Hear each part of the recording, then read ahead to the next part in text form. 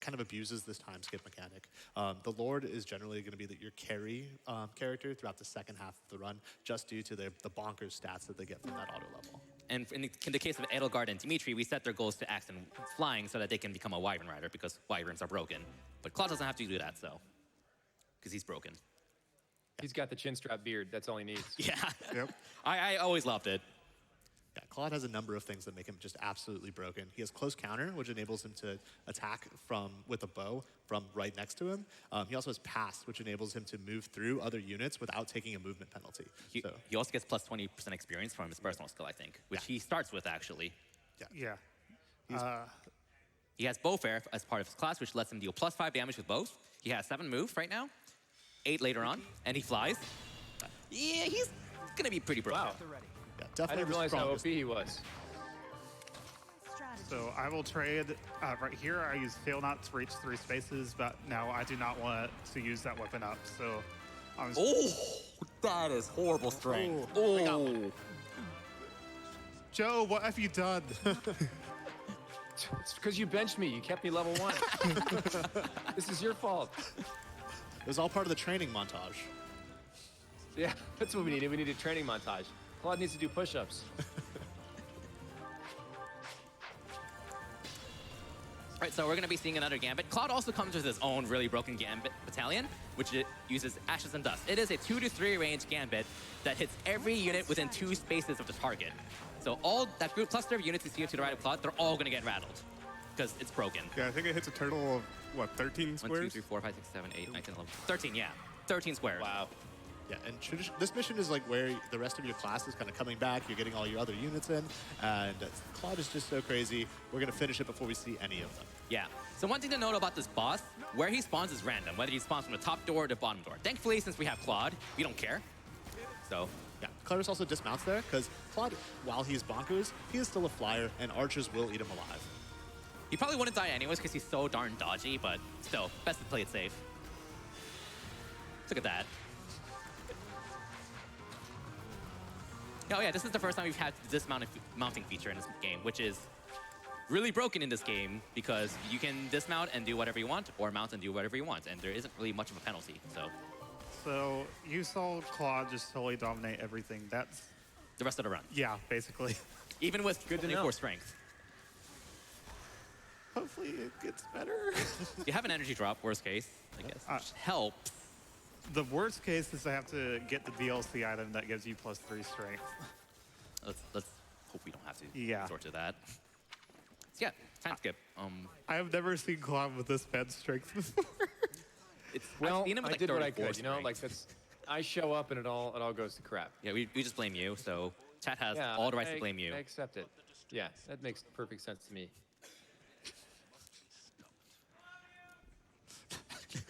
the crowd loves you. But we definitely love like all the involvement that you voice actors have with the community, and also all the hilarious memes you have. Status Stays is like one of my favorites. What was one of your favorites? Status Stays. Like there's like a montage of Status yeah. saying hilarious things, like Edelgard setting Flame's Minecraft castle to fire or something like that. It's great. The students are doing this thing called dabbing. Happy birthday, Von Iyer. Happy birthday, Von Iyer. Happy birthday. We got a letter from Claude. All right, so this upcoming chapter is really interesting. So it's kind of a pseudo-defend chapter where there's a few blue tiles you have to defend, and if an enemy unit reaches those tiles, it's game over. The actual objective of the map is to rout, which is, again, to defeat every enemy unit on the map. This map is pretty big, so we don't want to do that. But thankfully, with a little gimmick, and if we do like a side objective escort mission, then and set the whole city on fire, and then move in front of the boss, then the objective changes to defeat the commander, which is way faster. Yeah. So we're going to be setting the whole city on fire. I'm sorry, did you guys just say you were going to set a whole city on fire? Yes. It's your idea. Okay, well, I mean, as long as there's no lawyers around, I guess that's fine. I don't think there are lawyers exist in this universe, so it's probably no fine. laws of armed conflict in Garrick Mach. Yeah, like kind of a nice little history thing is that we used to do something really fancy with like striding a unit to have a green unit move to the bottom right corner because that's kind of an escort mission. in this map, or using warp to get a green unit down more quickly. And that actually saves quite a few turns, but it turns out to be faster to just use Claude and Bios than no one else. Yeah, again, just part Keep of it that. simple. Keep it simple. That is a lot of the little optimizations that Claris has made to kind of grind that time down as low as possible. Noble Sedith. And this is also just kind of a shopping trip to prep for the rest of part 2. Did you know? Is that the one? No, I think that's the one. Thanks a bunch. Thanks a bunch. Come again. Aren't all of them the one when you really think about it? I think they're all the one. Well, gotta tell your friends. Strength. All right. There we go. And speed. So yeah, Claude, he's just gonna kind of wipe out half the map right here because he's Claude. And then Byleth, on the other hand, is gonna be on the right side, escorting a green unit to the bottom right corner. Oh, did you know Claude's Immortal Corpse Battalion also gives like +8 attack when it's capped and like 15 avoid? Something like that. It's absurd. Claude's gonna be a complete dodge tank and never get hit by anything. What's my strategy? You guys are playing on normal or hard? This is normal difficulty. Yeah. Normal is faster, so we are doing normal. Oh, yeah. But we are doing classic and not casual. Ah, gotcha. 'Cause- I'm not even that brave. You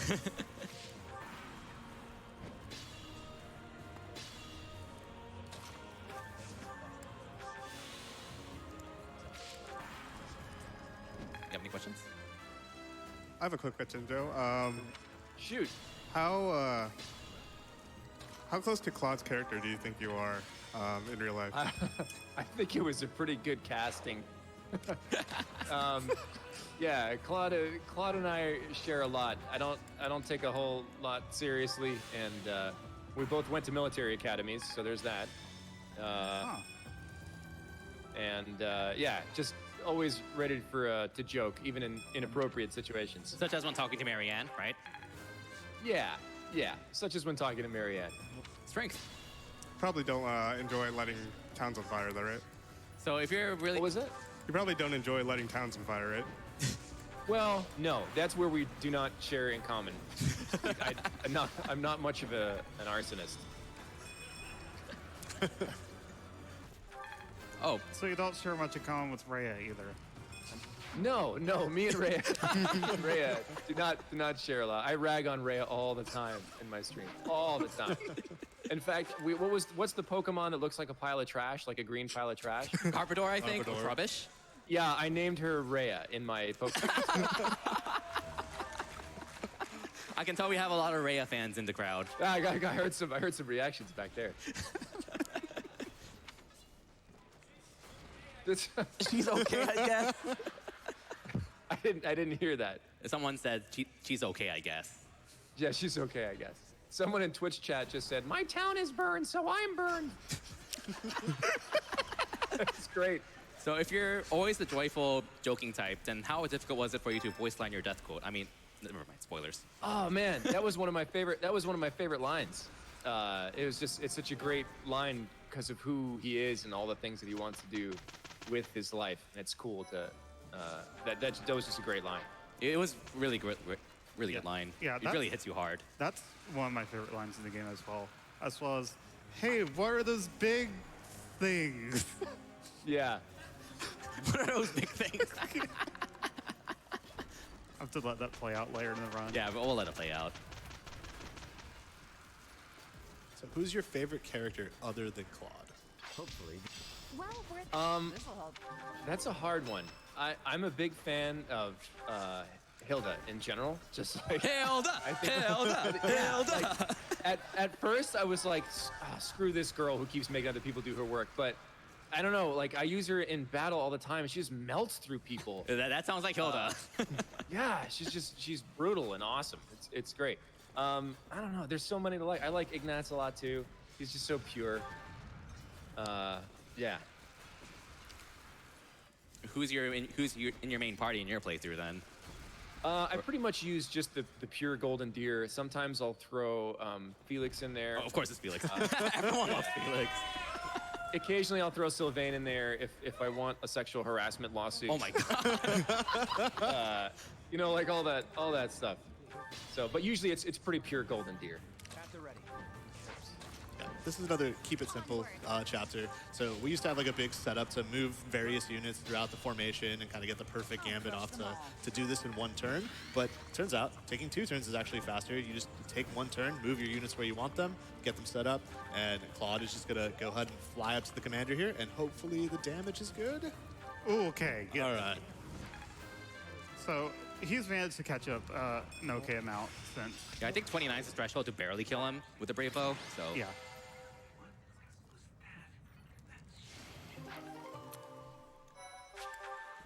All right. I think Joe has to head out at this point. But Yeah, that's it for me, guys. I really appreciate you having was me a on. lot I of really fun. appreciate you to running the game. Good luck. You guys are doing great. Yeah, why do we have an... Okay, I was going to ask for an applause, but that works. I think the crowd loved it too, so we really appreciate Yeah. it. Shout out to Joe on call. This was Yeah. kind of Thank you planned so last much for minute. supporting us. And we definitely thank you for supporting us and giving shout outs to this marathon. Yeah. Any last words? Enjoy, everyone. Yeah. Fear the deer. Fear the Fear deer. the deer. Woo! Take care, everyone. Enjoy. You too. Take Thank you. care. So now we can just start blaming him, right? Yes. This is dual Black Eagles playthrough now. So yeah. So part 2, there is no exploring. It's literally just keep skipping to the end of the month, over and over and over. So would you say this run has a lot of skips? The source of our disturbance. No. I guess that wasn't very helpful. So during these calendar parts would be a good time for donations generally. Right. You got it. I have $20 here from Clerical that says, hey, it's Clerical from the Speedrunning Discord. Big shout out to everyone on the Discord. It's been a good community to get into. Can't wait for all the sweet chapters, speedruns for 3 houses there, Kirby Master. Fear the deer. Thank you. Fear the deer. Even though my favorite's Blue Lions, but no one knows that. Thanks, Clay. Yeah, my favorite's Black Eagles. So I wouldn't have known that. Well, Kirby Master, I have one here for you then. I have a $100 donation from Silva that says, hello, hi, AGDQ. Thanks for running 3 Houses, a game that has been so much fun to play for the last 6 months. The Fire Emblem series has always been near and dear to my heart since the games first made it to the West, so it's only right I make a donation during this run. I hope to see this game again in the future, GDQ, so we can see all the routes run Sunday. My donation is in honor of the true best house, the Blue Lions. Woo! Next time, let's save Dimitri. And as for Cancer, kill every last one of them.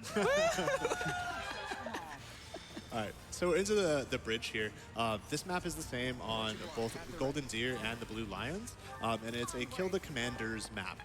So Claude is going to be kind of streaking up the map here, and there's 2 commanders in the top left that are going to spawn, and Ladislava in the bottom left. So the positioning that Claris is using is getting Claude in the correct position to kind of manip those various characters into attacking Claude, so Claude can go ahead and counterattack and kind of speed through. Ferdinand of Ferdinand Adrestia. von Ayer. I don't care what you say.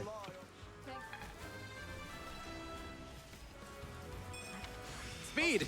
Yeah, you get the good level. So I want to specifically go to this spot to stop that paladin from going upwards and attacking my units at the top. No, don't you dare.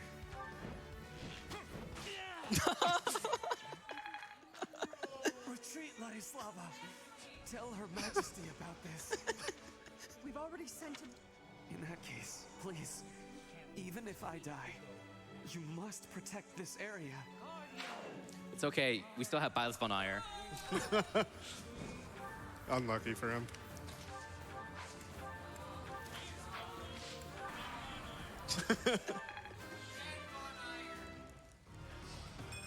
So Ladislava had a chance of gambiting him, which fortunately did not happen.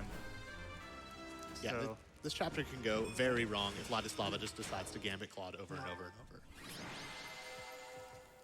yeah, so That was good. yeah, that went Really well. In practice, this went kind of south really badly. This is one of those chapters where a lot can managed go to beat wrong. in 3 turns. Ferdinand von Ayer died. All well.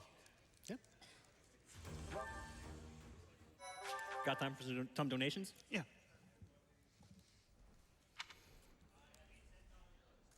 I have a $10 donation here from Demeter that says, maybe the real Ferdinand von Ayer is the money we raise to help prevent cancer. In which case, I am Ferdinand von Ayer. How could you possibly think the donation belongs to me? I have a $30 donation here from Pebble that says, had to donate during a speed run of my favorite game of 2019. Huge shout out to the couch. I've already learned so many new things about the game I will use for my second playthrough. Black Eagle Strike Force for life. So yeah, Claude just got his like master class equivalent, so now he's even better than he already just was. got like 1 extra strength, 1 extra speed, and 1 extra move. It's kind of good. Yeah. So what's more broken in a 7-move flyer with bows and pass? An 8-move one.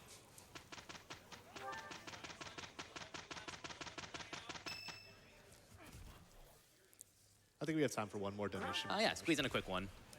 Sure thing. I've got a $10 donation here from Matty Istic that says, fear the deer. So very excited for the 3 houses to be at AGDQ. Looking forward to a great run. Go Claris. Thanks. Go Claris. All right, so if you remember that massive route chapter we did back in part 1, this is basically that, except an actual war. So we're going to be fighting the Black Eagles and the Blue Lions, and actually be killing students, unfortunately. But instead of it being a route chapter, it's now a kill the commanders route. And Yeah, instead of killing our so, own students, we're killing other students. Unfortunately, unlike Dimitri's wish to kill every last one of them, we will just like be going straight for Aelgard and Dimitri and ending the chapter. So you're saying we're going to be killing every last boss. Sure. We do have an unfortunate casualty of war on Yeah, this chapter. Bernadette is easily my favorite character in the game. I love her so much, and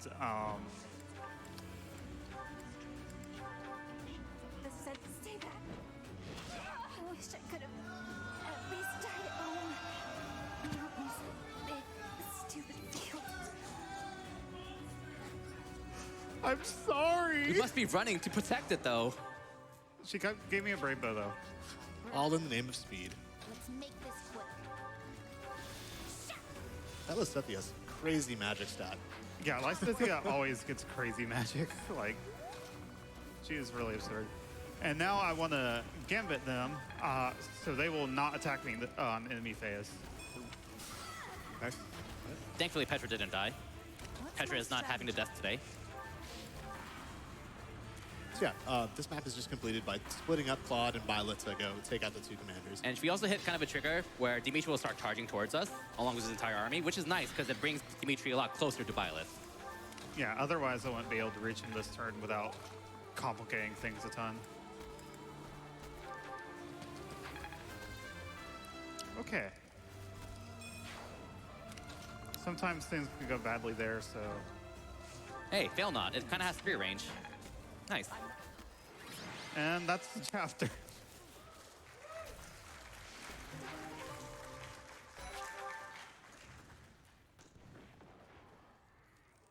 So we have a handful of chapters left, but since we have a calendar coming up, I think we can squeeze in 2 or 3 donations here. You got it. I have a $25 donation here from Mittens MD that says, go Claris, you are doing amazing. Thanks.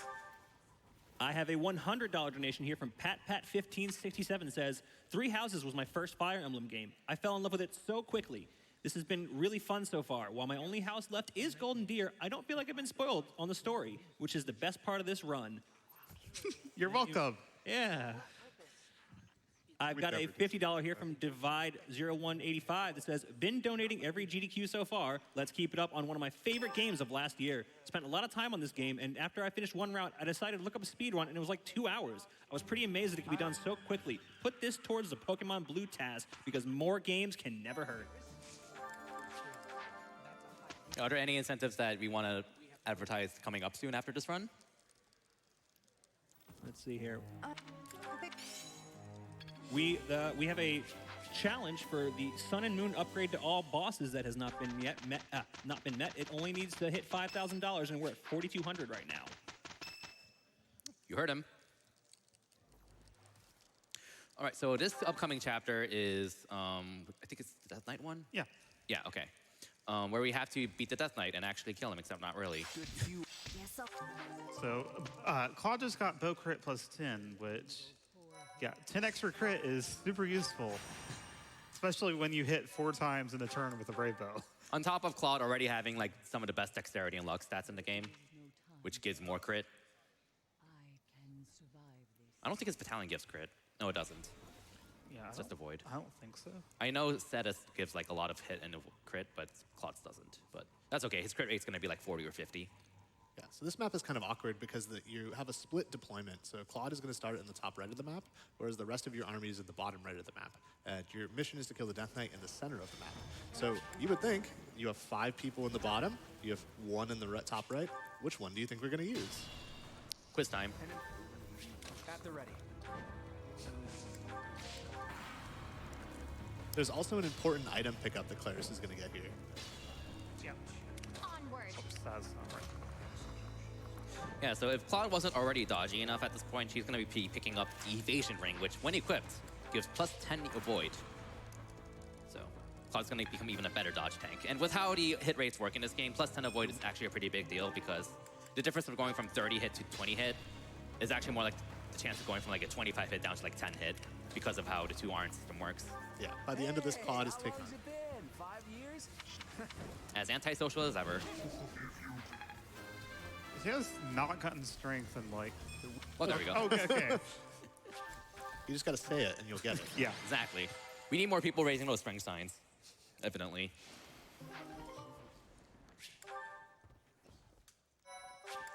So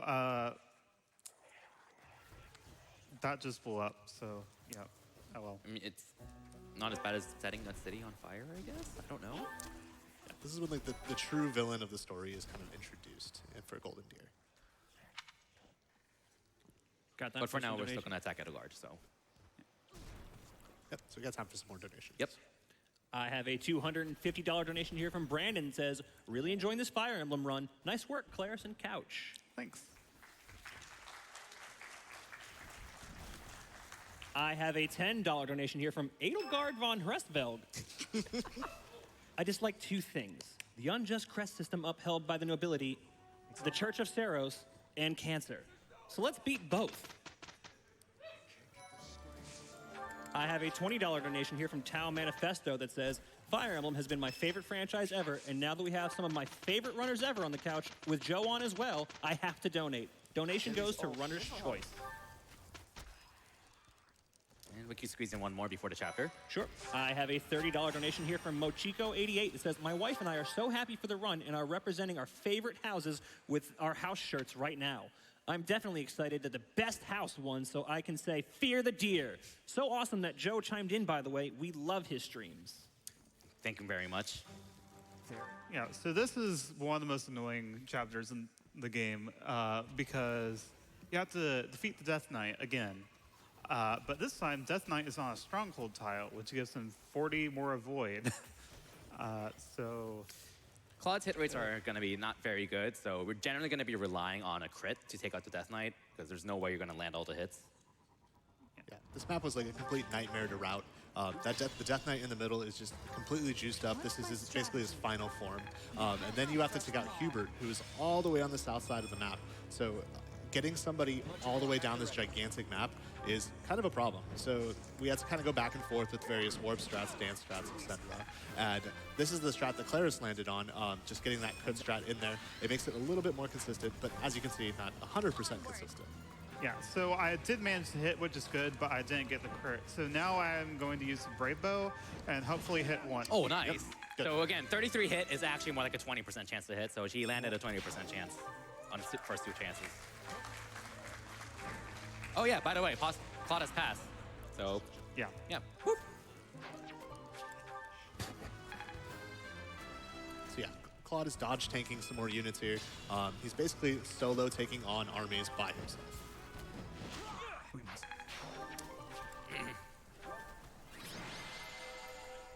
And that's the Invar infiltration. Now, Congratulations. this is generally every Every chapter has like a monastery month. every route has one set of missions where it has 2 missions in 1 month. So we are not going to go back to the monastery. We're not going to see the calendar. We are just going to go straight into the next mission, which is to kill Edelgard. I'm sorry. Boo!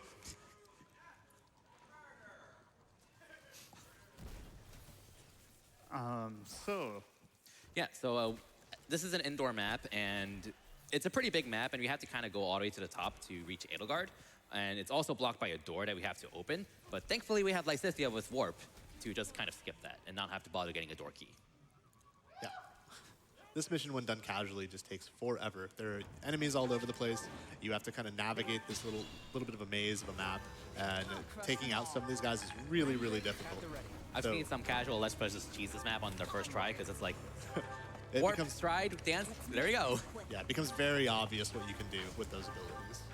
Yep, you saw a stride, you saw a dance, you saw a warp, and now chapter over. yeah, there's that weird delay when you enter the center area for the first time. Oh, Perfect. okay. Ow. You know, 50 speed Claude. That's 50 avoid right there. Not a big deal. First try every time. So yeah, Edelgard died, so the war's over. So the game's over. The end.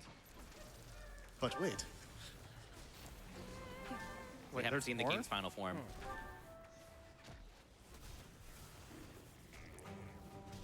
Oh, so now we have to go fight those who slither in the dark, which is the best name ever. Thank you, Hubert. You're Thank you, Hubert. There's like a lot. Basically, those who slither in the dark are a lot of kind of the real bad guys behind a lot of the conflict in this game. so naturally you only really fight them in one route. Yeah, pretty much.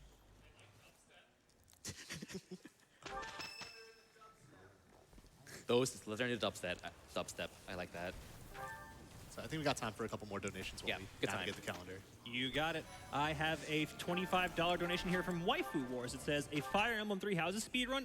Iger just had to donate. I have a $10 donation hold here on. from... This is important. Oh, here we go. Oh, I'm sorry. Oh. Did I make you wait? I ran as fast as I could. All right, very important. We have to know the right answers for this tea time. Otherwise, we're not a true speedrunner. Yeah, this is the most serious part of the run. And we're not going to use any notes either. We're not going to cheat with Seren's Forest. I know he likes cats. Working together, totally. Nice. I don't know. Thanks for everything. That's fully gotta be it. Oh, yes. Wow, nice. 2 for 2. Ooh, that's hard. Dying partners. I would assume dining partners, I dining think. partners. Oh! No! I mean, Sorry, Afraid it Claude. stayed too long. Thanks for the tea. Let's plan to do this again sometime. thanks, Joe. Oh, we just got one. Why does he like guarding mishaps? There is always Guarding mishaps? That was a very important tea time. So yeah, fun fact, you sometimes get a point of charm if you engage in tea time. Sometimes you don't. I don't know how or when or why, but I yeah, don't get it either. charm is typically a pretty good stat casually because it increases your hit rates with gambits and avoid. It makes a pretty big difference because each point of charm is +5 hit, +5 avoid with gambits. But since we want to avoid any chances of getting hit by gambits at all in the first place, charm isn't really a relevant stat for the most part in a speedrun. Yeah. So this next mission, you have another split deployment where you have units kind of in every corner of the map. Fortunately, Claude is awesome and can just kind of get warped over the interior wall. And then in the middle of the map, there's an extra door to kind of get to the final commander. Yeah, so this will take a few turns, unfortunately, but Claude is Claude and just takes care of everything easily. But we get to hear the best sound, the best song in the entire game. those big things.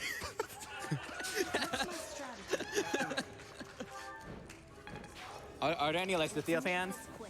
I recommend you turn your face away. No, this is the best part of the run for Lysithea fans. She does the fantastic job of warping Claude inward. Whoops. And everything's fine. Everything is fine. If only I That is depressing. Yay, Claude got a level! Claude's motivation is maxed out. So conveniently enough, this guy with the gambit has a door key that we can just pick up. So yeah, nice. So I just sent Claw's equipped weapon to Convoy, which means he does not have a weapon equipped right now. That is good because that means all the enemies with battalions nearby, instead of using gambits, they'll just attack normally. So I can't get rattled. And we don't care about killing those units on enemy phase, and Claude can just move through them because he's Claude. So Yeah, he has pass, so I don't need to worry about getting them. if it was any other lord, you would have to kill all of them. So. All right, the last chapter is coming up. Yeah, I guess this is the last time we can squeeze in like a donation or two. Yeah. You got it. I have a $25 donation here from Alias Guy that says, although this isn't the Blue Lions, I am thoroughly enjoying this run. Now, if only I could actually finish the game at this speed. I don't recommend it. Like, I spent 80 hours on my first playthrough. I've got a $50 donation here from Stitzman that says, Fear the Deer. Watching this game be obliterated is amazing. Let's see those bosses. You're gonna see a lot of bosses soon. Yes. Well, behind a black screen. You'll see some of them. You'll see some of them. I've got a $50 donation here from Space Chaser that says, great to see one of my favorite games from last year played for such a great cause. Though, please tell me something. Someone is working on a save as many students as possible run. Just play on classic or casual. Teach. Yeah, so Claude just asked to change his goals in the very last month of the run because that's totally the best time to decide. Did he to ask, totally most change importantly, it. did he ask to change his goal from bows to bows? Because I missed that part. No, I'm pretty sure it's something involving flying. Oh, boo. It's All probably right, like so over- last chapter coming up. So this is the finale of the Golden Deer, and it is a defeat the commander chapter, which is to defeat Nemesis. But he's protected by a barrier that only goes away once you defeat all 10 of the elite heroes. So this is effectively a defeat all commanders chapter, where you have to kill 10 bosses and then Nemesis. Yeah. And they're all wielding these really scary legendary weapons, but Claude is Claude, so he's just gonna kind of slaughter all of them by himself, most Yep. of them. Yeah. So there is a little bit more setup needed for this one, though. So like instead of just using Dance and Stride and a Flyer and overpowered lords, we have to use Retribution, which is an additional gambit that's going to allow our heroes to attack from counterattack from any range. For 5 sounds turns. good. It's one of the most broken gambits in the game, too. Yeah, it's really broken. Simply just because this map has so many enemies that we have to kill. Kind of going around to each of them is pretty inefficient, so having them come to us and counterattack is way faster. It also allows you to counterattack units that attack you up to 10, problem. 10 tiles away. Sounds good to me. Yeah. And Claris has also routed out this map, so we do have some additional units in this map, and Claris is doing some very specific positioning here to unfortunately to unfortunately wipe out as many of those students as possible, because if they keep having turns, that wastes time. So by getting them killed off as early as possible in this map, you save a ton of time over just having them live throughout. Last thing to note is that she's using the Fail Knot, which is Claude's personal legendary weapon. It's very powerful and has free range, as we've seen before. But most notably, it has a combat art called Fallen Star. It is a very powerful one-shot attack with high crit that basically makes it so during the enemy phase, Byleth is guaranteed to dodge whatever hits her. Claude is guaranteed to dodge the first attack that hits him, which is really nice for survivability. Ooh. Oh! I will forget that one. Mother, protect me. Look, the swamp cleared. What's my strategy? So this is Byleth's main job on this map, is to kill this one command. Yep. She's not setting a very good example. 54 speed. 54 speed. 5 point. Good thing Seth's not here. Seth is here. Oh, is he still there? Oh, he's still alive. Okay. Yeah. For now. For now. Oh, that's not good. not good. Oof. Oh well. Hopefully they'll just die this turn. Hey, just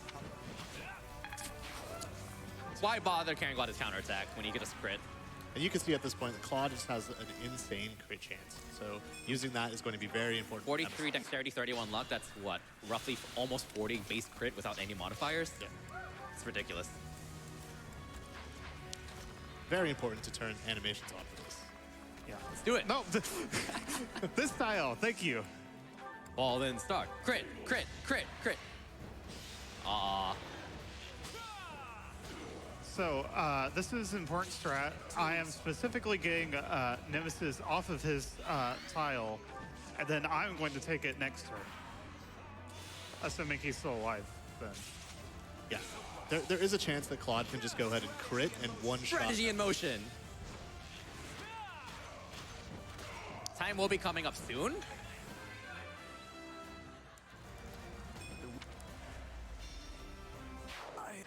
Oh, Oh. bye, Seth. So everyone's dead except for Von Iyer and Claude.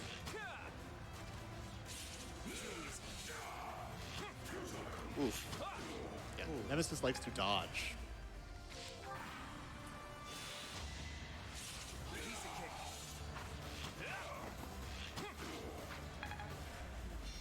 Yeah, so he'll die next turn.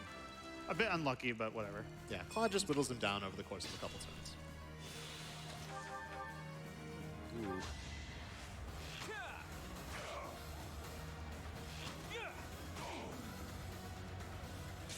So close.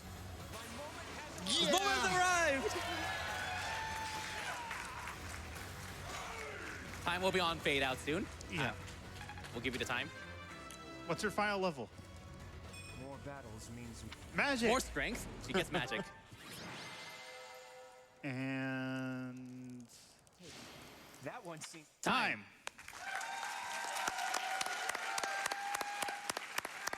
GG.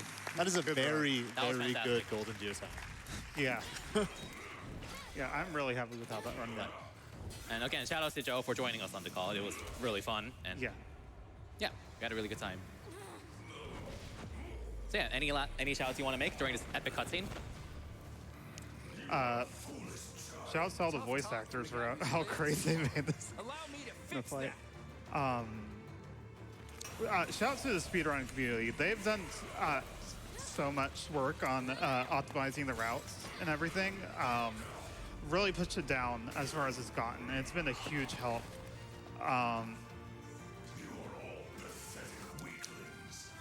Any shouts any of you want to make? Yep. Yeah, shout out to the entire Fire Emblem speedrunning community and Fire Emblem players as a whole. There's been a lot of people, more than just like this couch people here, who have contributed a run.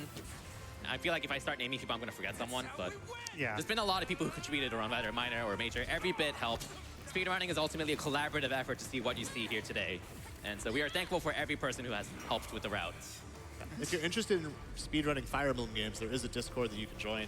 Just go to speedrun.com, go to Fire Emblem games, and you can go and click that link and hop right in.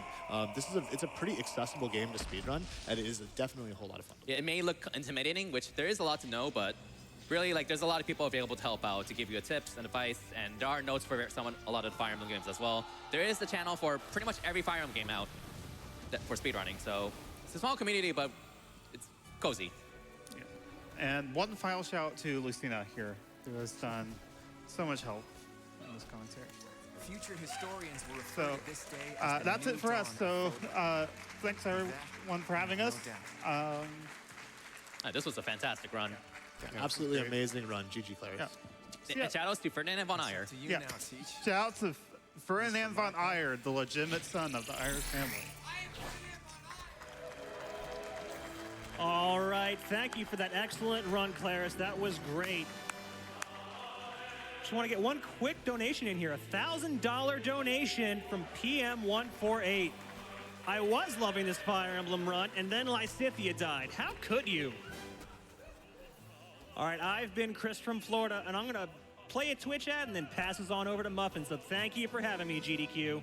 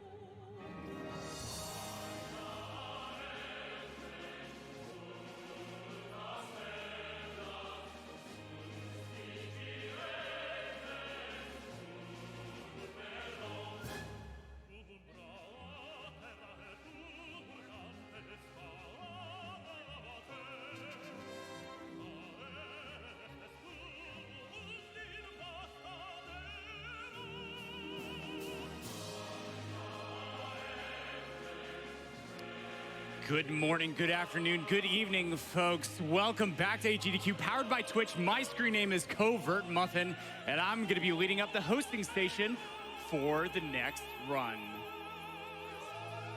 Yeah, all right. Hey, guys.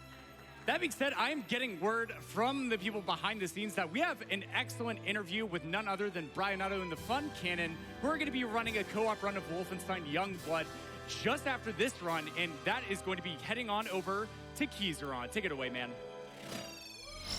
What's up, AGDQ? Keyzeron's back here. I'm so sorry. But I am here with Brian Otto, and I'm here with Mr. Fun Cannon, and I can't wait to talk about Slidey McGunny. Like, it's gonna be such a cool trick, and I'm just like, please tell me more. That's tomorrow, dude. Wait, what? Controls tomorrow. This is Wolfenstein. Wolfenstein. Come on. Oh, so that's 24 hours from now. So Wolfenstein. Yeah, let's talk about Wolfenstein. Wasn't that like really bad commercially? Yeah, it was. It didn't get the best critical reception. I think it's because it ended up getting played solo a lot, and like solo, it just wasn't super great at launch. Co-op, it was like a respectable game, but even better than co-op as a casual playthrough, it's actually a really sick speedrun, which is something that I think surprised both of us. Definitely. It was a bit of a departure from the Wolfenstein series in general, in that there's leveling and there's kind of bullet sponges and stuff like that. But it's still really, really entertaining in like some of the best ways. Like there's movement, there's out of bounds, there's all sorts of really cool fights and all that type of stuff. There's stealth. Yeah. It's a stealth game at the end of the speedrun. Stealth. Yeah. Yes. Yeah. Speedrun. Yes. I don't believe you. Yeah. Well, you might. Well, okay. I'll be proven wrong, clearly. Yeah. So, kind of like, talk about the origins of how you guys actually got together. Like, why did you decide on Wolfenstein, and what made you two decide, hey, I want you as my partner for this? Yeah, I kind of knew I've been wanting to try a co-op run for a while, and I know you've done that for a long time. But that was really fun of the first two games in the Wolfenstein reboot, I guess 3, casually, New Order, New Colossus. And so when I saw that they were releasing a co-op one, I didn't really know anything about it, but I was like, this might be kind of a cool co-op run. So I had reached out to a couple people and got mixed responses, but I was actually just hanging out in Funkannon's room at SGDQ 19, and I told him about it. And I was like, hey, do you want to like give this a shot? We can obviously do a casual first. I just want somebody to play through it with, and then we can go from there and see. And so I think we like tentatively agreed to it, and then after we did the casual playthrough, we did the bulk of the routing, I would say, right when it came out. Pretty much. We beat it the first time, and it started within, what, a week or less than that, really. Something like that. Yeah, we started trying to do runs, and we looked at the first couple of people to do runs and decided what we can do better, which was everything. Everything. But, yeah, the first runs were just like really brute force to like go everywhere at level 5 and then just try not to get one-shotted, you know. But yeah, I think we had it within a week. Within a week we were doing runs. The routing was extremely fun. That I had not really been a part of a new game and like finding everything like instantly like that. It was really cool. And I'd imagine like trying to line up real life schedules and stuff was kind of a pain. Yes. It wasn't as bad at the start, but as things went on, yeah, I mean, we both work a lot, and then we live on literal opposite sides of the country, so. Pretty much coast to coast, yeah. So I would just like send them my work schedule for the week. Like, these are the exact times I'm available. Like, please, I hope these work. Yeah. We'd make like one of those like 4. Usually, yeah. There was a while there when we were grinding for record attempts that we would get like one day in a week, basically. But we just kept going at it. So, yeah. Now, as you mentioned, you've done a lot of co-op runs. Yes. So for anyone at home, including myself, because I want to pick up some co-op runs with my good buddy Jay Hobbs, how do you approach that? Like, what like draws you to the co-op, and second, like, how do you approach like the routing process and like other than schedule aside, like just tackling the game? Well, it really opens up a lot of options with co-op runs because depending on the game, there's a lot of times to split up and do multiple different things at the same time. And that's just a completely different mentality that you have to think about. And really, you just kind of have to look for people that have a very similar mindset to yourself in like how you approach things. It doesn't have to be the same because you can approach things from different angles and like that. But it's, for me, incredibly fun and incredibly rewarding because there's just nothing like both you and someone else, or 3, 4 people, depending on whatever game you're playing, or 6 for Destiny. You know. So That was rad. everybody getting the same trick, it's just that much more gratifying. And so just find people that have similar schedules, find people that have similar mentalities, that like the same games you like, and try it out. It's really, really, really fun. I agree with that wholeheartedly. Yeah, it was a very refreshing experience for me because up until then, speedrunning was very much a solo experience for me. So this being my first time, it's definitely like a different, it hits different when both people do the trick at the same time. And it's been awesome doing like practice here in person for the first time, and like just having like an actual like physical connection, like, yo, did we hit the trick, and then we pound. Yeah, it's just, it's nice. So it's really fun. Yeah. And I will say one other thing. It does sometimes take a lot more patience. Yeah. Because one day you might be playing your best, and it's Right. awesome. But then your partner is just having a terrible day. Yeah. They miss everything. We've been on both sides of that. Yeah. And you just have to be patient with them, because you know it's going to flip at some point. It's harder not to be harder on yourself too when you're Yep. the one that's slowing everyone down. Yeah. It Or- definitely gives you a different perspective on the speedrunning process in general. Yeah. Right. Now, let's go to some social media here, because we do have a few questions here, and hopefully we get a couple more. Come on, guys, let's send some at home. So we do have @Meads Streams. That's a lot of Z's. Why did you decide to run this particular game? We kind of got touched a little on that bit a little of bit. a general answer. Yeah. I think, after we did the casual playthrough, we just started routing it, and it was okay at the start. Back then we were still doing a ton of grinding. Like, we would play similar segments over and over and over. And it was okay, and then we eventually started just routing out a lot of the crap, I guess you could say. Yeah. So, and we found like some movement tech that was really, really cool. The movement in this game, actually, it's not anywhere near as complicated, but it looks like Mirror's Edge, to kind of put that in perspective. So we're doing a lot of like, we'll look to a sharp angle to the side and then dash off, and then we do like a skim off the ground. It's cool. Yep. Yeah. And in general, we kind of just tried it out. It's like a lot of speedrunning in general. You don't really know why you're going for a certain game, other than you both are like, maybe. Yeah. And so we just tried it out, and it ended up more fun the longer we were going at it. Yeah, yeah. And then we also have from KZ Fruit. I love KZ. He's one of my favorite people. Okay, Yeah. I don't know if I was like expecting a meme or not. Do you see yourself running other co-op games together? Absolutely. Yeah, I don't think it's out of the question at all. It just depends on what that game is. I definitely think in terms of our speedrunning abilities, we have a very good set of chemistry that makes agree. it so we can improve very quickly Yeah, with I each agree with other. that. Any like particular genres besides what you're doing now that you might be exploring? I don't know. I mean, I can't really. I mean, that's mainly my shtick, is I run a lot of shooters, and you run a lot of shooters. Yeah. Yeah. I mean, first-person games in general. Yeah. I don't really enough. think anything's out of the question. It's just like, what's the right fit gonna be? Yeah, and there's always less co-op games, so the variety is a little bit lower. Yeah. But That's fair. we'll probably find something out. And maybe you guys can get another run into GDQ, and then I can interview you again and do a little bit of a better job. So, You're doing great, Keys. You're doing great, man. nonsense. So from @WaterBendover, any particular sections we should be watching for during your run? I should screen that name next time. It's okay. We're both thinking of the same thing. Absolutely. There's one segment at the end of the game. We're not under-leveled for too much of it, but there's one at the end where we're like 10 levels under. So we're playing on the easiest difficulty, but we're still getting one-shotted. And it's this room that we can't skip, and we have to fight. And so basically, when we've been doing practice runs, all of our comms just deteriorate. Or not our comms, our commentary just deteriorates, and it's just hardcore communication, us trying not to get blown up. And it's very tense, and it's really, really cool. Yeah, it's at the end of Lab X. Absolutely. Yeah. I'm gonna let Fru get another one here, just Okay. 'cause we have to have a meme. So could you compare and contrast co-op speedrunning to piloting a Jake mech in Pacific Rim? To an extent. I mean, Yeah. Yeah. Kinda. Yeah. I mean, I guess if the speedrun is the Jaeger and both of us are the pilots, yeah. Yeah. I If could- one person doesn't do well, the entire thing doesn't do well. Yeah, So- and there's a bit of that silent communication too, Yeah. where when you play with somebody enough, you just like know what they're going to be doing. They're going to be doing, and you know that they're going to get it. Yeah, and how you can support them. Yeah. Now here's a question that I actually really, really like here. So this is V Blaz V. What are some of your favorite co-op speed strats that require both people to pull it off? That's Rocket Garden, by the way, Vince. Hi, Vince. Love you. Hi, Vince. Yeah, you can take that one first.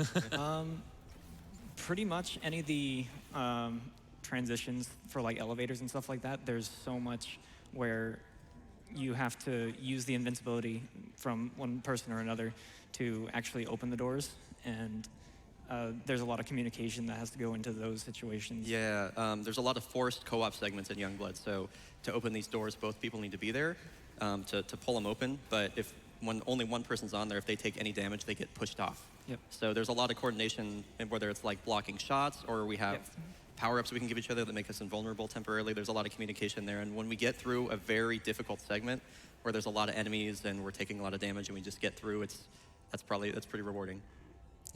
I look forward to seeing that for sure. Now, I'm going to pick up this wonderful prize here real quick and actually make you two hold it. Oh, the power of the co-op prize hold. Yes. So this is for Fire Emblem. It is the Blue Lion's portrait. I mean, it's a beautiful portrait right there. And for a $20 minimum donation, up until Wolfenstein Youngblood, you can actually get this. So I would recommend doing it before I try to get it myself, because I actually really like this. I did learn from Sent recently that those are people and not lions. But I do have one more quick question. How did you get that confused? Okay. Well, listen, man, it's called Blue Lions. Okay, your question. So, I'm sorry. it's not Control, right? No, it's Control's tomorrow. This is definitely Wolfenstein. Okay, I just wanted to make sure. Anyway, I've been Keyzeron. This is Brian. This is fun. And this was fun. Nice. Awesome. Looking forward to that co-op action coming up in a bit.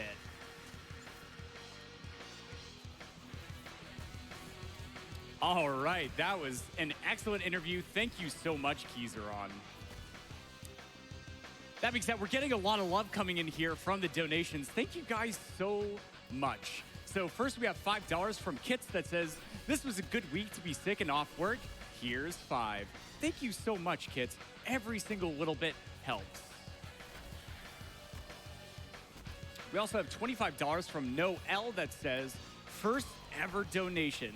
Less cancer and more games, please. Well, yes, indeed. Here we are raising money for Prevent Cancer Foundation. And oh my goodness, is that special guest Dr. Muffin? Why, yes, indeed, it is. It is me, Dr. Muffin. Oh, wow, Dr. Muffin. So we may not have the money to directly donate constantly until maybe a paycheck or something. Is there some other way that we could actually send money to Prevent Cancer Foundation? Why, yes, thank you for asking me that question, Covert. Well, it seems that if you have an Amazon Prime, that you could send your Prime subscription for free. And this is actually going to send money directly to the charity itself. Wow, that's amazing. Is there any other way? Well, why, yes, you could actually gift other subs so they could actually spam emotes like PogChamp in the chat. Oh my goodness. Wow. Thank you so much, Dr. Muffin. That was very informative.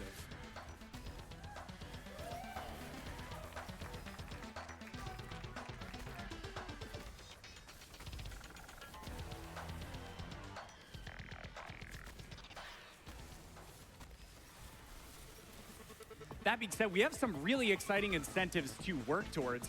Upcoming in multiple hours is going to be an upgrade to all levels for 140. And if you know just how epic V input output is in general, you would absolutely want to see them play more content. So get those donations coming in and put it towards some incentive that you would like to see unlocked.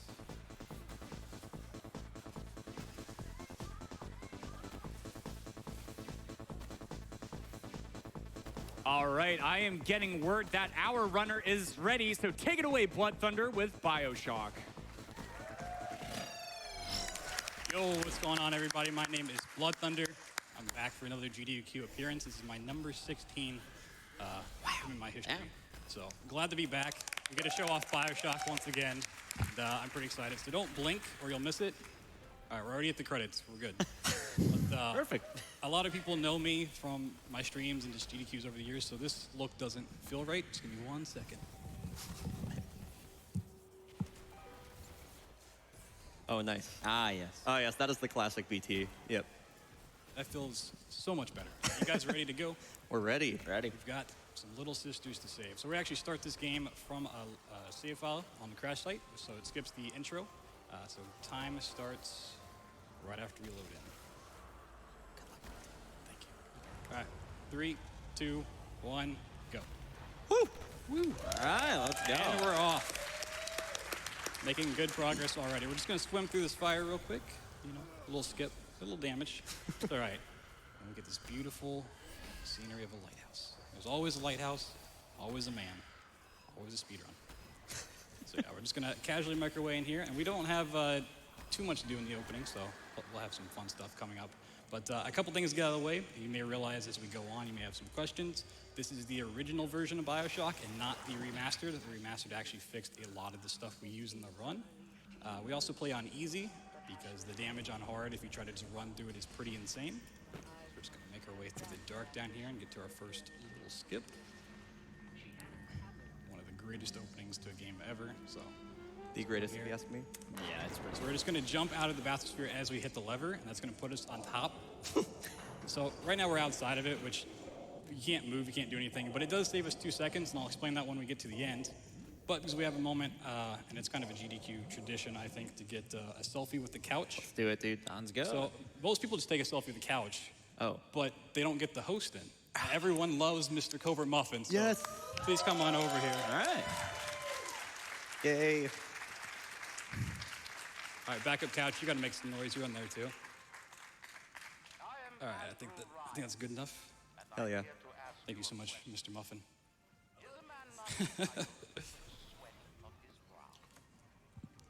So now Andrew Ryan's going on his little spiel, and you're supposed to have a little cinematic, but yeah, we just get this little view of some fish. Just Nice hanging fish. out. They're just vibing. Yeah. Call of Duty Ghost hadn't come out yet, so they can't actually move. Yeah, we also have some crabs and a squid over here just chilling out, you know. It's a little late for them. So one really cool thing about being outside the bathysphere here is that not only do you get to see all these wonderful aquatic sea creatures, but you get to see the parts of Rapture that actually aren't finished at all. Like over here, it's just like, we'll get to this eventually. You know, the giant holes isn't a problem for flooding or anything. And this actually takes place right next to Bikini Bottom. It's right here. We have Handsome Squidward. That does look exactly like Handsome Squidward. You weren't joking. No. And then everyone's favorite whale, Echo. It's Echo the whale. Hi, Echo. It's gonna cruise in and say hello. You get hit with that music. I wish I remember how Dory talked to whales now. I feel like we should be doing that. Yeah, Covert. I know you did some voices for Doom. Do you do a Dory whale song voice? Would you kindly? Covert's doing this. Come on, man. People are, if someone donates for it, he'll do it. I promise you that. Put him on the spot. I mean, I can make whale noises, but I don't know. All right. Good enough. Someone donate like $5 and he'll do it, I swear. So the reason we save time is because going into that the load trigger to start the next map, you have to actually dock and then it starts raising up. But because we're on top of it, we don't have to wait at all. So now we're loading into Welcome to Rapture, and we get to meet one of my favorite characters in the entire BioShock franchise, Mr. Johnny. Poor Johnny. He has such a small arc, but it's perfect. It has a beginning, a middle, and an end. And if Cloud Chamber, who's making the next BioShock, is out there watching and listening and wants story ideas, just bring back Johnny, you know? Good idea. A little death gurgle right there. Yeah, what if the game with Johnny ended right here? You know? I mean, it probably should. Yeah. But this is also a horror game. It wasn't in the horror block with Nightcry run by Dysons. Also, I didn't introduce my couch, so if you guys want to just say who you are. And, Hi, I'm Jamaican Bacon. Hi, I'm Brian Otto. This is my favorite game of all time. I'm McDices. So now this place is going to try to get in here, but does not do a great job. It's a good thing you're not still on top of the bathysphere. Yeah, it's perfect, you know? Just can't get damaged. We just like snuck back in at one point.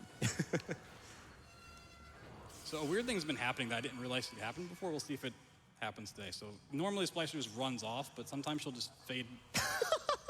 I don't know why it's happening, but it does. So Would you say that's never happened before? It happened not in the marathon setting. So. Okay, there you go. So now we picked up the radio. We meet Atlas, the The guy. Yeah, the guy. He's here to help us. He's really nice. He says, "Would you kindly" a lot, which, you know, I think everyone should start doing. So if you guys would kindly donate, that'd be... Yeah. help us get the 2 mil by the end of this run, maybe? Is that asking for too much? All right, so we're just going to make our way through Rapture.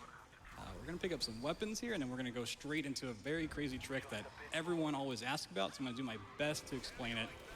And if not, maybe someone on couch will help me out. But we're going to get over this pile of rubble. Now we have to wait for Manassius to pick up a wrench.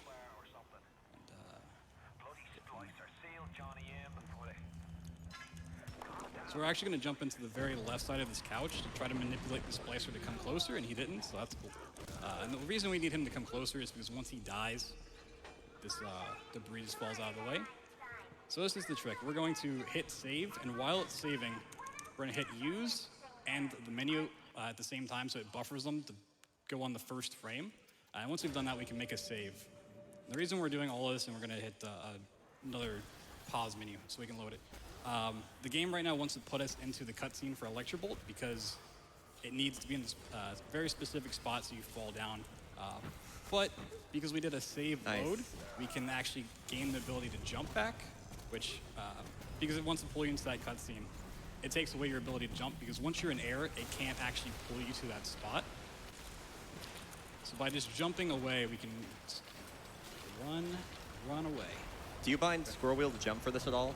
I do. So Okay. you can get through with just hitting space, but it just makes it a little bit nicer to do it with scroll wheel. Was that like clap-worthy trick, by the way? And this. I mean, you can clap if you want to. I'll take it. Any moment in the run you want to clap for some reason, just go for it. You just have a little itch. Woo!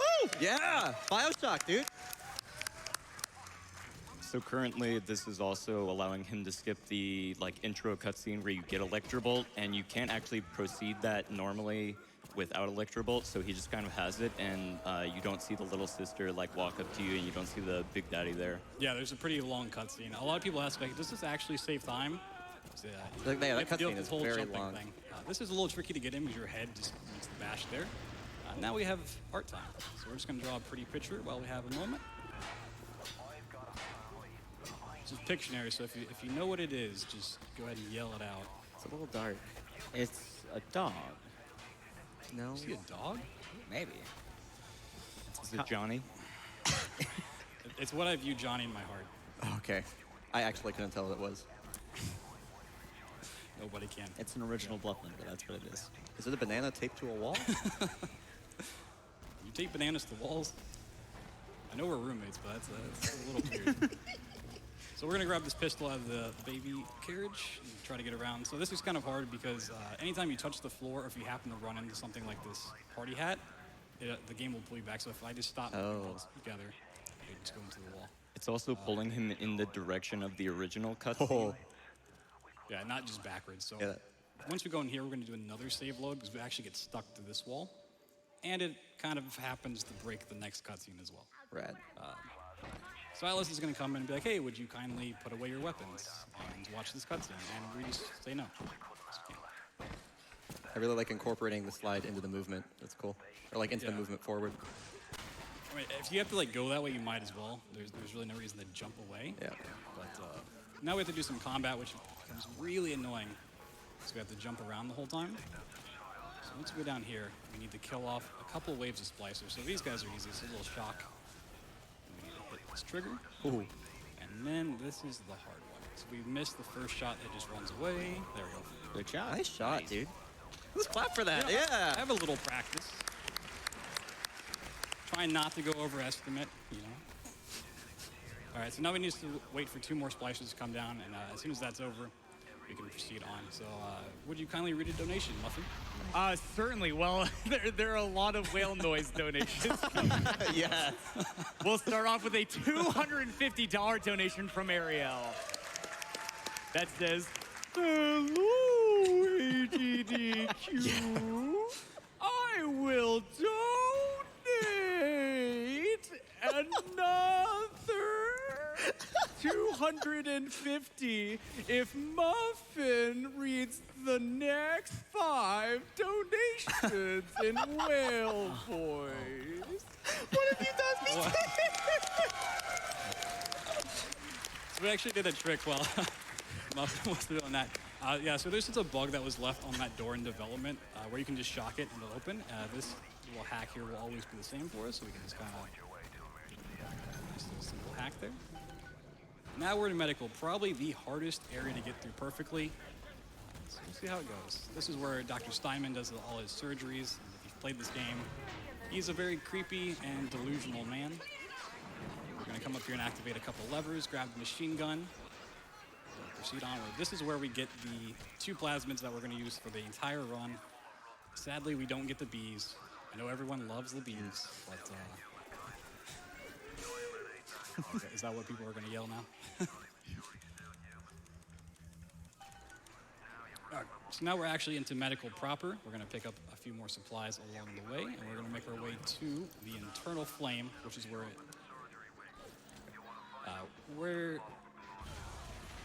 can't even think of what it's called. All right, Brian, you're here for lore, so yeah. Yeah. I'm the lore guy. Yeah, there's incinerate in here. That's what's in here. Yeah. The lore. There, that's lore. Yeah.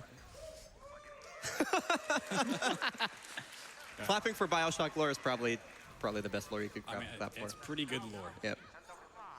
All right, so now we have incinerate. We can just burn everything to a crisp. Like I got. So the reason we're even bothering to deal with the splices is we need to come back through here, and when we do, we actually don't want them following us at all, although they like to just kind of hang around. So we're going to pick up a diary, which we'll explain much later. A lot of the run actually ends up being setups for stuff we'll talk about later, so we're going to grab telekinesis and get rid of electrical. And our plasmids are now set for the rest of the run. This is all we need. Wow. We get a couple more weapons, but that's about it. Telekinesis, if you haven't seen a speedrun before, is an extremely broken plasmid. Splicers just die in one shot. So. Yeah, and it uses like no Eve whatsoever. Right, correct. So now we have telekinesis, we can go activate the Steinman cutscene. We're gonna do what's known as a fling. So we're gonna grab a box, and this is a trick that requires high FPS, so the higher the better. These PCs actually have really high FPS for Bioshock, so this could get a little messy.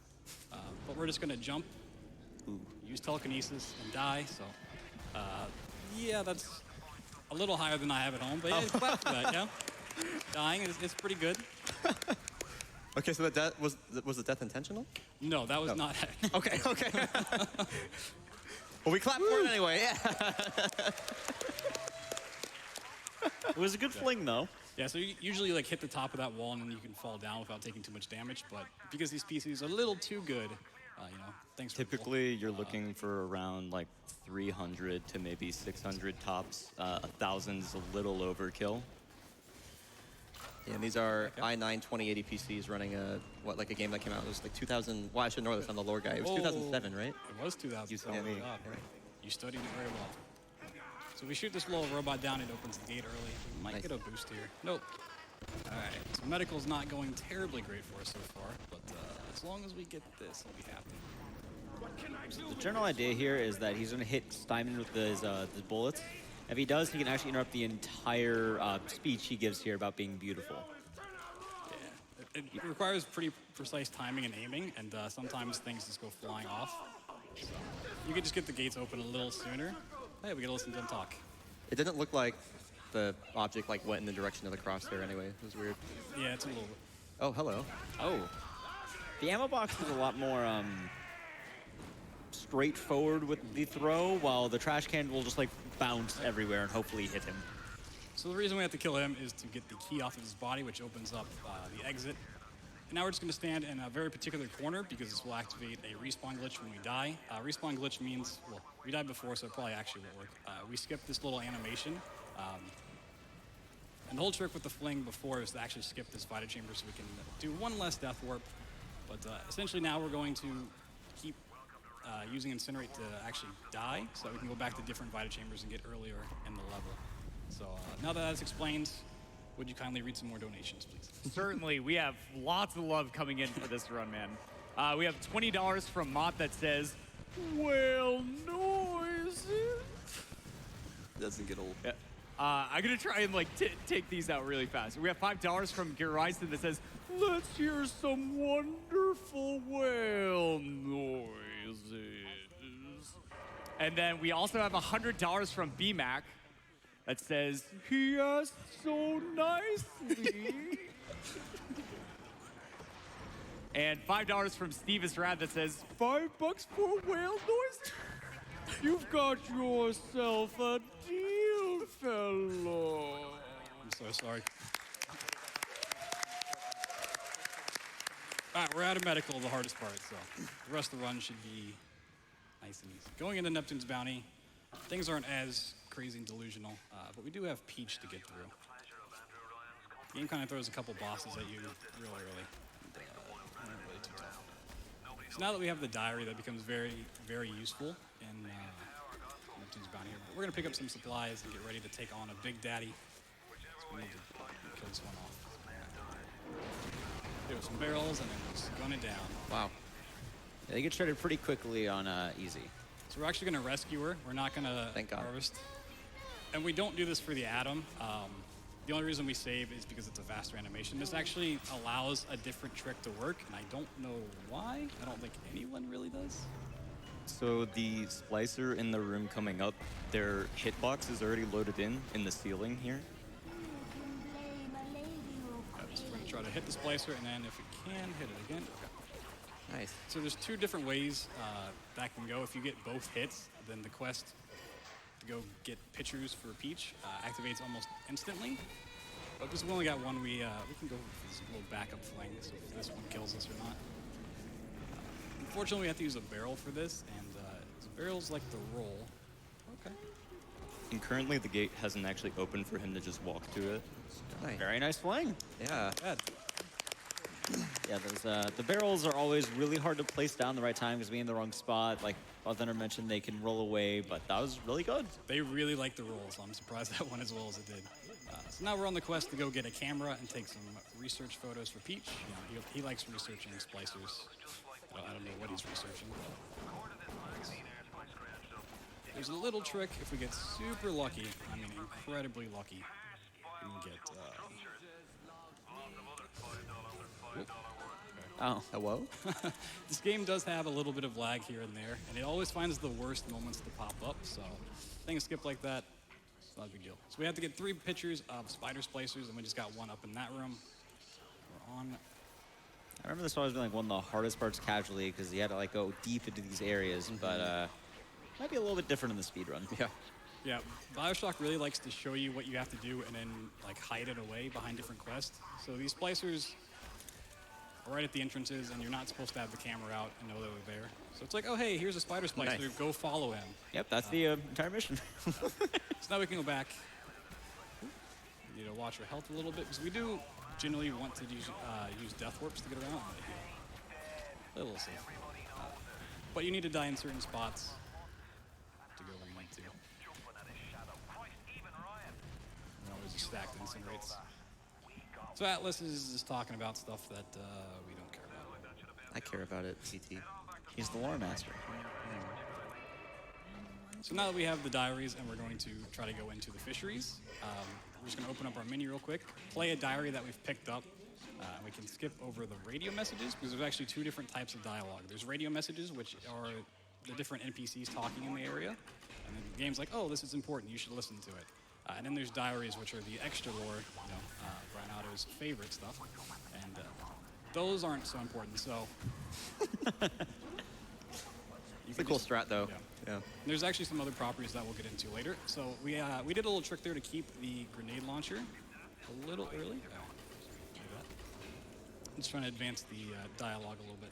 And the reason that we keep the grenade launcher is because once you get your weapons back after this fight, the game gives you a very small amount of ammo for each weapon. It's like, oh hey, here's just a general amount that we think you should have. And we actually want more grenades than that, so we keep the grenade launcher going into his place. And yeah, that was the boss fight down. Yeah.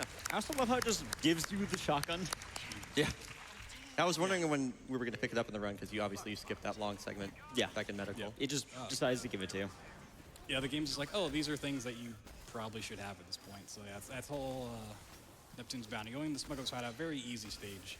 Very quick one, too. Is the shotgun useful on the speedrun? All the weapons are sort of useful if there's splicers around. Generally, if like you throw a body into a different splicer and it doesn't kill it, it's like, all right, I'm just going to finish it off with a couple rounds. And we're actually going to jump through this water. Because you go like 90% speed. We're just walking through here.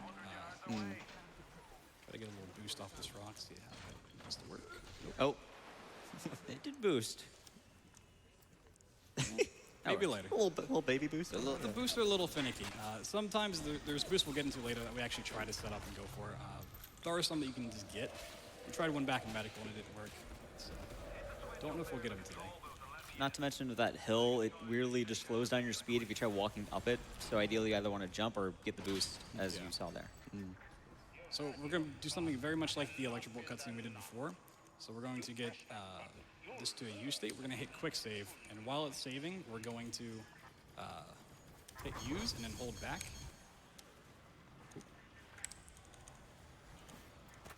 Try this again. There we go. So it's buffering an input of use and back on the same frame. So as soon as we can play again, it's like, all right, you can just start walking.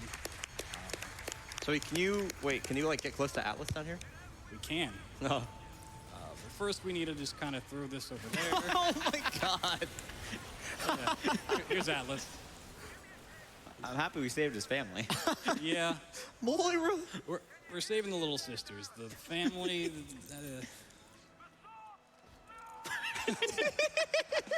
Who could have done this? So here's where diaries come into play. So right now we hit a whole bunch of NPC dialogues or just radio messages, and the game's like, oh, it's important. You should listen to it because it's lore. But if we just play a diary on top of it, it's like, that's not important. So you can just end the level. I'm dying. And now we're in So Arcadia. sad right now, dude. Don't worry, I'm pretty sure it's okay. Yeah, things get a little tricky in Arcadia. Can't believe you actually blow up the sub. It'll blow up on its own. It's just kind of nice to time it that way. It wasn't us. Oh, It says okay. right there, it you was just Ryan. timed it. Okay, I thought like it actually did that because you threw it at it. Okay. No, I have a lot of experience timing that way. So we're going to break this and grab this box. So we're going to set up a couple of different flings. This box is a little nice to us, so let's see what happens. Drop this here. A little too far. So Arcadia gets a bit weird in the speed run. Yeah. So we're going to go in here and start grabbing some more photos because we like to research. So I'm going to grab a couple photos off this thuggish splicer. Which gives you a damage bonus. Yes, it will give us. It'll give us a tonic here in just a second as well, which is what we're really after. So Splicer gets just dies. Don't know how. I always love this fight here with the Splicer and Big Daddy, like just ready to like gear up with that one. So here's another thuggish splicer. We get a sports boost off. Nice. Which is put that box back. It is wrench speed, movement increase. You can swing it a little faster, and also movement speed increase, which is kind of nice for us as we like to run fast. I would imagine that builds up a lot over the course of the run. Yeah, but you can also get sports boost too, but the time to get it isn't necessarily worth it. So we need to be really careful. Where is this bench? Where am I? Okay. There we go. So I'm being very careful not to look to the left or go too far left, because there is a trigger that starts the tree line quest. Oh. We have to go and make the Lazarus vector. Go to Farmer's Market, which is where the bees are. So we're going to save in case I happen to hit that or we happen to die. So we're just going to try to fling over it, which that looks pretty good. Is it heavy? Almost. So as long as we don't hear He's in. that noise, we're good. So Are you first try good? Oh, Arcadia. cool. Nice, dude. I like how you left them, like, you poisoned the area after you left. I like to hear that lore, man, every now and then. So we're basically going to do the exact same thing in Fort Frolic. I know everyone loves it. It's a great stage. Sander Cohen's a great character, but yeah, we don't have time for that. So would you kindly read a couple more donations? Yeah, certainly. We have the follow-up $250 donation from Ariel. Hell yeah. That says, I think we can all agree that was very well done, Muffin. Nice. We also have $10 from Random Pink Bunny that says, hey BT, good luck on the run and thanks for leading the Cabbage Patch. P.S. Thor's the best. XOXO RPB. Yo, thank you so much, RPB. So right here, we're actually going to hit a lever that we can't see, although it's still loaded in, so as long as you can find it. Is there any risk of like falling down here? If you fall off the sides, there is, but just falling down there, it's perfectly fine. So yeah, the bathysphere goes up, and it's like, oh, you have to go deal with Sander Cohen, and then you get it back, but obviously we don't. And Hephaestus, we have a little bit before we get to the main quest, so if you have a couple more donations over there. Oh yeah, absolutely. In fact, we just got a big one, $1,000 from Ezekiel III. Yo. Wow. Oh, that's awesome. And Ezekiel III says, I saw that my favorite game of my favorite series, BioShock, was being run, and I knew this was the time. Thank you to all the runners and volunteers for keeping me entertained this week. It's always my favorite event of the year, and I make the choice to donate every year because, as Andrew Ryan said, a man chooses, a slave obeys. Money goes to control Ashtray Maze. Yes. Yeah, do that. Sorry, I'm biased. If anyone donates Runner's Choice, that's actually my choice. Aw, BT, you're sweet. I really want to see it now. All right, so we're going to go in here, and there's to progress the quest, we need this door to start opening. And there's actually a trigger at the end of this message, so we're going to play it and then immediately skip it because we don't want to listen to it. So while that's going, we're going to set a couple things up. Grab a grenade, grab this lockbox. So we're going to set up a boost for much later. Just going to drop that right there, move this body out of the way. So this is where the grenades come in play. We want quite a few because we're going to take down 2 more big daddies in the area and kind of just use it to get splicers out of the way. So as soon as this opens, we're going to get the blast. Try to kill this one off. A little lag. That lag always comes at the weirdest time, yeah, too. It's when you least expect it. So I put down some fire because there's 2 different spider splicers, also some fish just hanging out here. They're vibing. Yeah, clap for the fish. I love it. Oh, that splicer just took the entire grenade to the face. I love the quick swap strat. Yeah, so there's a few different weapons where that works. The shotgun, the grenade launcher, the crossbow. Because they have a small reload animation between each shot, you can just swap to your plasmids and back. Right. Instead of actually having to wait for it. So that's, you gotta find the second Big Daddy. You can spawn in a couple different. Hello. There we go. She really wants to die. So you have to be a little careful with shooting at the Big Daddies because if they're interacting with the little sisters, they won't take any damage, so you don't want to waste your grenades. So there's one thing we picked up off of Peach, which was an auto hack dart, or just an auto hack tool. So we can get through this without having to remember any codes, which is great. And because this whole area is trapped, I just pick up a body to kind of just take it for me. We'll pick up some nitroglycerin. So we need to build an EMP bomb. It's a little dangerous, but I'll bring this with us too. The reason we kill the Big Daddies is they have a wire cluster on their body. And we're gonna need 4 of those. So there's already 2 bodies around the area, and we get the other 2 for the 2 Big Daddies we killed. So we're gonna go down here, pick up the quest, once again from another diary. Play it and skip it, and then we're gonna do a respawn glitch over here in the corner. And luckily for us, Hephaestus has like the perfect Vita chamber to get to everything that we possibly need.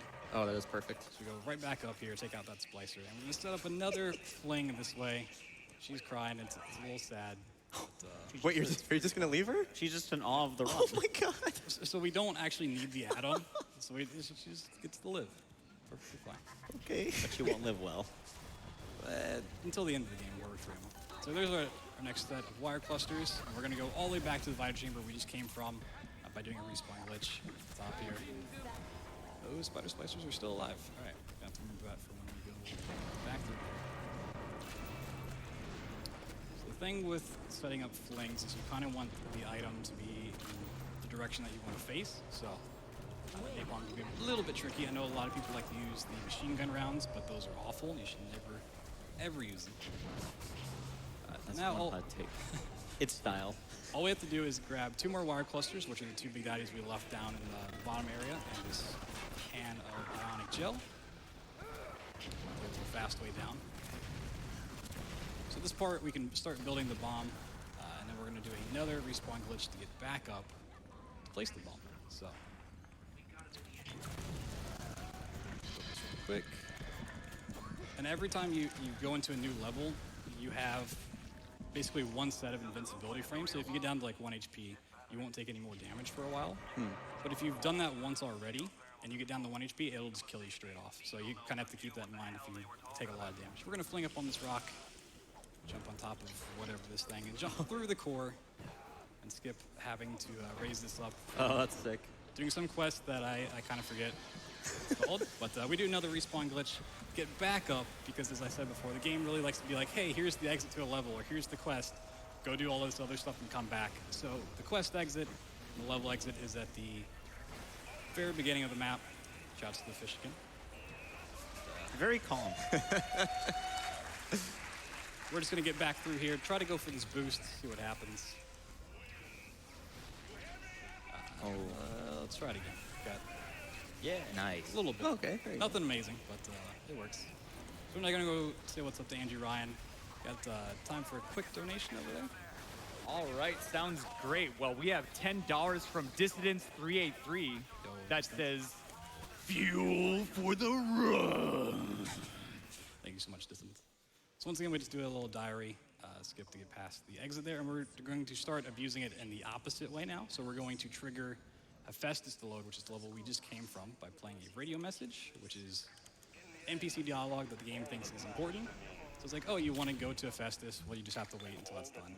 And this area is going to go on lockdown, meaning there's an invisible wall we have to jump over by getting on the tuning machine. Easy as that. Nice. So this whole time, just keep in the back of your mind that the game wants us to go to Hephaestus and not meet Angie Ryan. It kind of makes a little magic trick.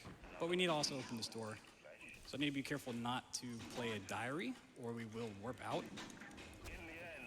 So the door is open. Let's get past more dialogue. Don't blink, because you might miss Andrew Ryan.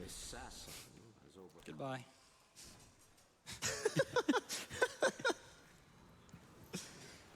So you may be thinking, like, why are we going back to the level we just came from? We do actually have to go say hello to Andrew Ryan again, but he has two parts to this cutscene, and this is the way to skip the first, so we can go straight into the second one. So the bots are really ready to shoot me. So now we're going back into RCC, and this is really the only trick I'm actually worried about because of the FPS that we mentioned before. Most flings, it doesn't matter how high you go. You can usually live or do whatever you need. But this one has a ceiling that if you have pretty high FPS, you're more than likely to hit. So good luck, dude. What happens? Yeah, when he entered that cutscene, a gate closes behind him, so now he has to get over that gate. Yeah. So right now, Andrew Ryan's just waiting for us to go into the second part of the cutscene. But you're not supposed to leave that area. As he just said, there's a gate that we now have to get over. So we have to go through this little gap. Nice filled goal. So we're going to set this up. Overall, though, this thing saves about, I think, 8 minutes or so. Wow. It's Andrew Ryan talks a lot. It's true. First try. Nice. Wow. So to skip the second part, we're going to save and then do a load. And I need to be kind of careful with timing because some weird stuff can happen. So he wants us to start going through this, and he's a little weird. So we go over here and just put in the key that we're supposed to get off of his dead body. But, Wait. No, it's fine. It's fine. We planned this. Oh my God. We're actually playing. We're playing Skyrim. No, okay, we're back. We're back. Sorry, tech crew.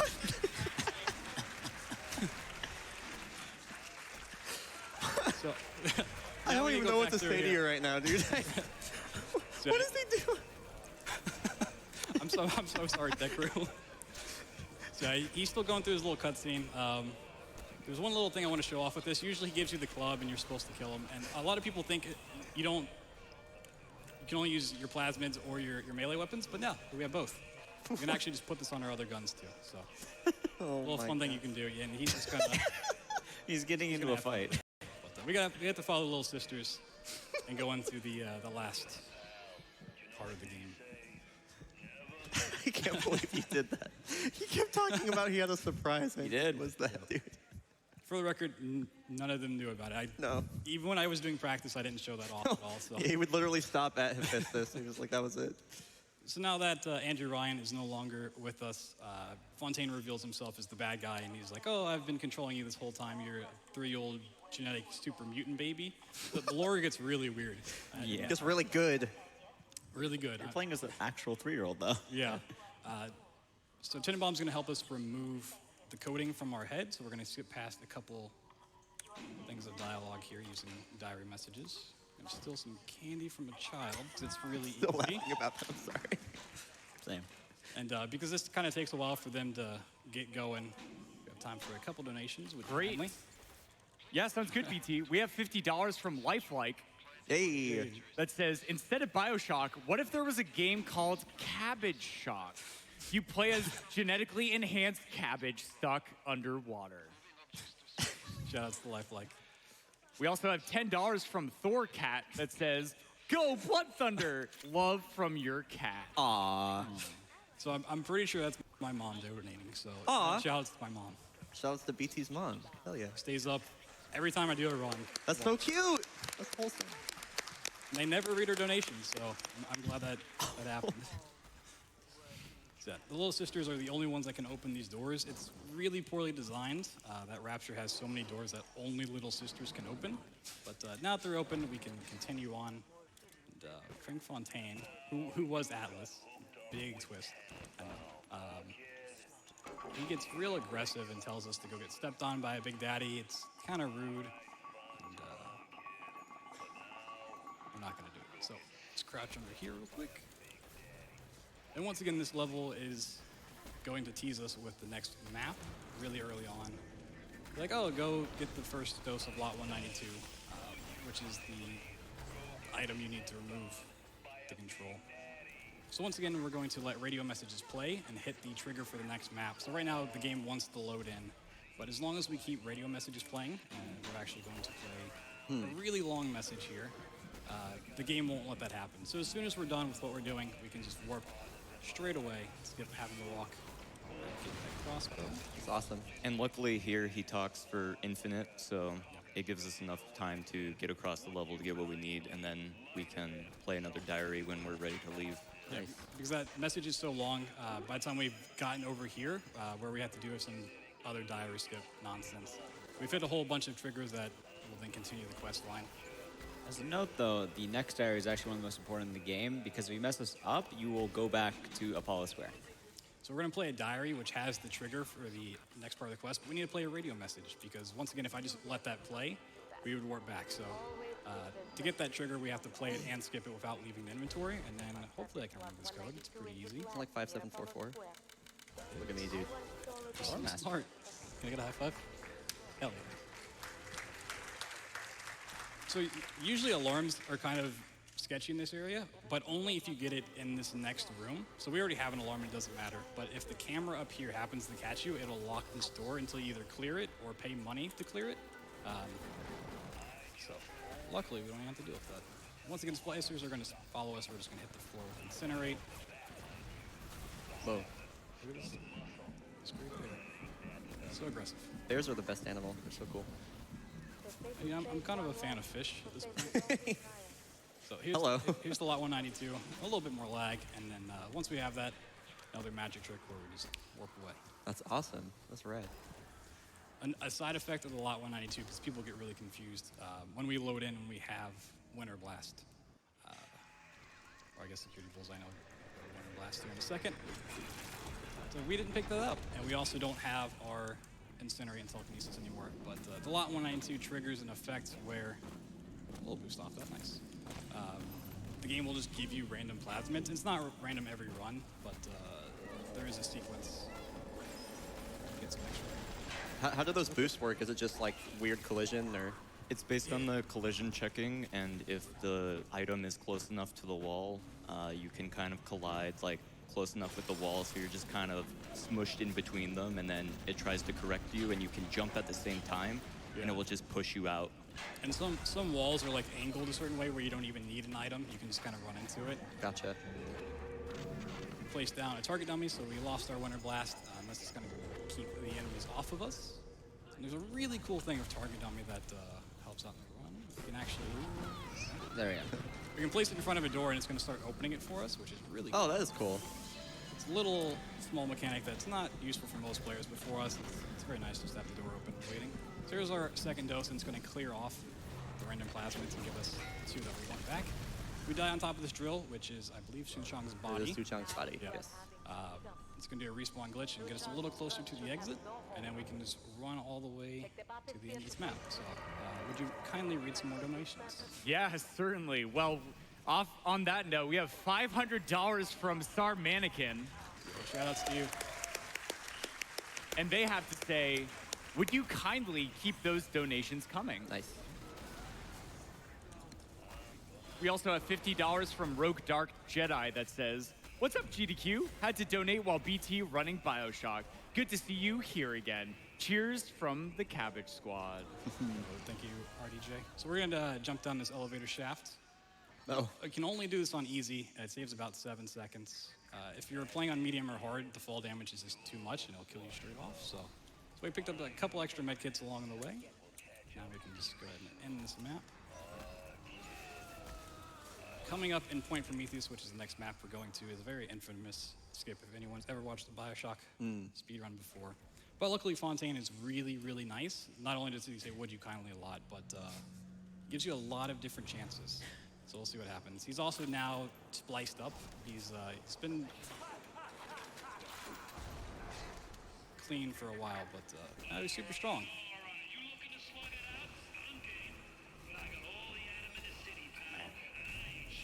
He's been lifting. But he's just going to run away. Tenenbaum's dialogue there. Every time. So we're basically just going to follow him up here. And once again, the game does this a lot. It's going to show us the exit. But generally, he's going to run away and be like, hey, you can't catch me, and you have to go become a big daddy so that you can get a little sister, and she opens the doors. So we kind of talked about how inefficient some of the areas are with their doors. So we can kill off the robots to make this a little nicer to set up. And this is last chance kid skip. So we're going to save in case we don't get it. I'm going to make it to the door before it closes. First try. Close, dude. You'll quickly learn why this is called Last Chance Kid. I think I already know.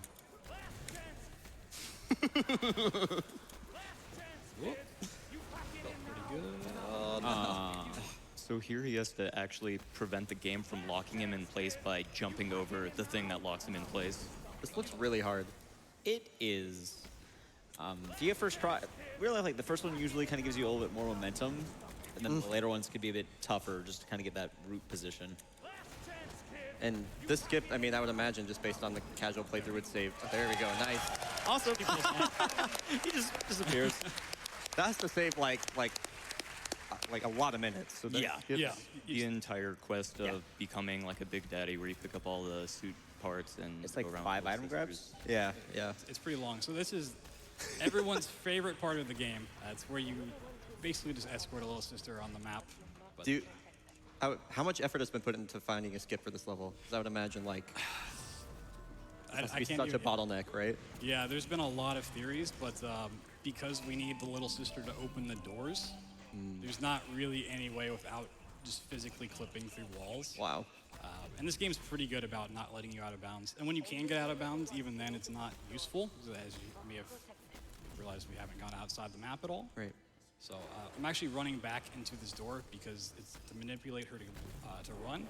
Little sisters can either walk or run, and if they walk, it is really, really slow. So we want her to run at basically every second that she can. Every now and then she's going to pause to hit checkpoints on the floor, which is very important. Because if you get into a fight and start taking damage, she's going to run to you, and those checkpoints don't get counted. So right there's a checkpoint for her. She'll keep running. We never want her to actually run to us. We just want her to run to the next body. We're coming up on the first of the 3 bodies. Kill off the splicer, and we're basically just going to use telekinesis for all of this. Because, as we mentioned before, telekinesis is incredibly broken and it one-shots everything. So we're going to skip this dialogue. Go through a couple waves of splicers. There's going to be a mixture of lead heads and thuggish splicers, which some use pipes and wrenches and some use guns. And once we see a spider splicer, that is the last enemy that we need to kill off. Go for what's known as a little sister work, which actually does save a little bit of time. Are there spawn points RNG? Sort of. You can somewhat manipulate them by where you're looking. So here's the spider splicer. Once he's dead, we're going to actually start taking damage. So this is the one instance we want her to run to us. And now she's following us. We're going to run down here and stop right at the ends, and she should be right behind us on a checkpoint. Nice. There we go. That's Stay a very little bit difficult. Oh, really? Oh, rad. Okay, nice. There's a couple more that we could go for, but they are way harder and save way less time, so we're probably just going to ignore that for now. I'm going to place down some proxy mines so I don't have to cover this side of the body at all, and we're just going to focus on the other. Sometimes the splicers like to spawn in the spot you're not looking, so if we just look here the entire time, they would spawn that way, for instance. So we're going to look over here. So you can sort of manipulate them, but it's not 100% consistent. Just a little unfortunate. So otherwise, you can just place down a whole bunch of proxy mines and not have to worry about it. Did all 3 of those blow up? It looks like it. But here's the Spider Splicer, and he's done. Woo. It's so satisfying just to... It's so weird how the physics are run at a different frame, or like the ragdoll runs at a different frame rate. I don't know if frame rate affects it at all, but so we're gonna make her just keep on running. I'm actually gonna switch over to frag grenades for the next section. This is very important. Get out in front here. She should be running. And because I usually pick up on little small details that ruin games for everybody if you have OCD, it happens with every speedrun I do. If you take a look at the weapons crosshair, the very center dot, most of them are accurate, but if we spin them real fast, you can see that the camera is actually not centered at all. Thank you. So next time you use the camera, just think about how it's not centered. So we use the grenade to kill off those 3 splicers in the water because they pop up all at the same time. And, if they start fighting you, she's going to run to you, so you don't want that. She's making her way downtown. I love it. She's coming up on the 3rd body, and then pretty much home free after that. Just have to get her over here. So while this fight's going on, would you kindly read a couple more donations? Yeah, absolutely. We have tons of love coming in for this run in UBT, especially. Yeah. Speaking of which, we have $5 from Jericho173 that says, shout out to Fish Fox Neuro in Twitch chat, gifting over 100 subs for the amazing Bioshock troll. That's and awesome. 5,000% high range.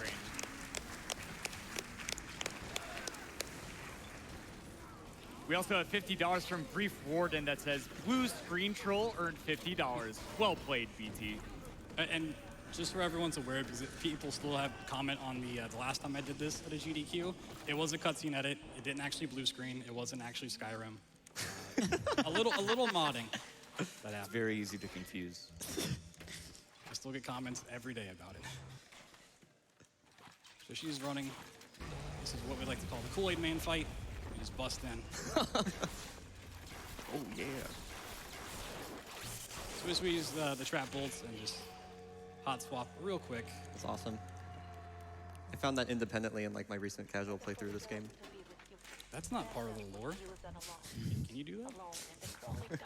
Yeah. So the reason we can't skip any of this is because she has to open the final doors for us. So we could actually get to this platform because that's where we came in. That's where we started. We could just do a couple flings over those walls and a fling up here.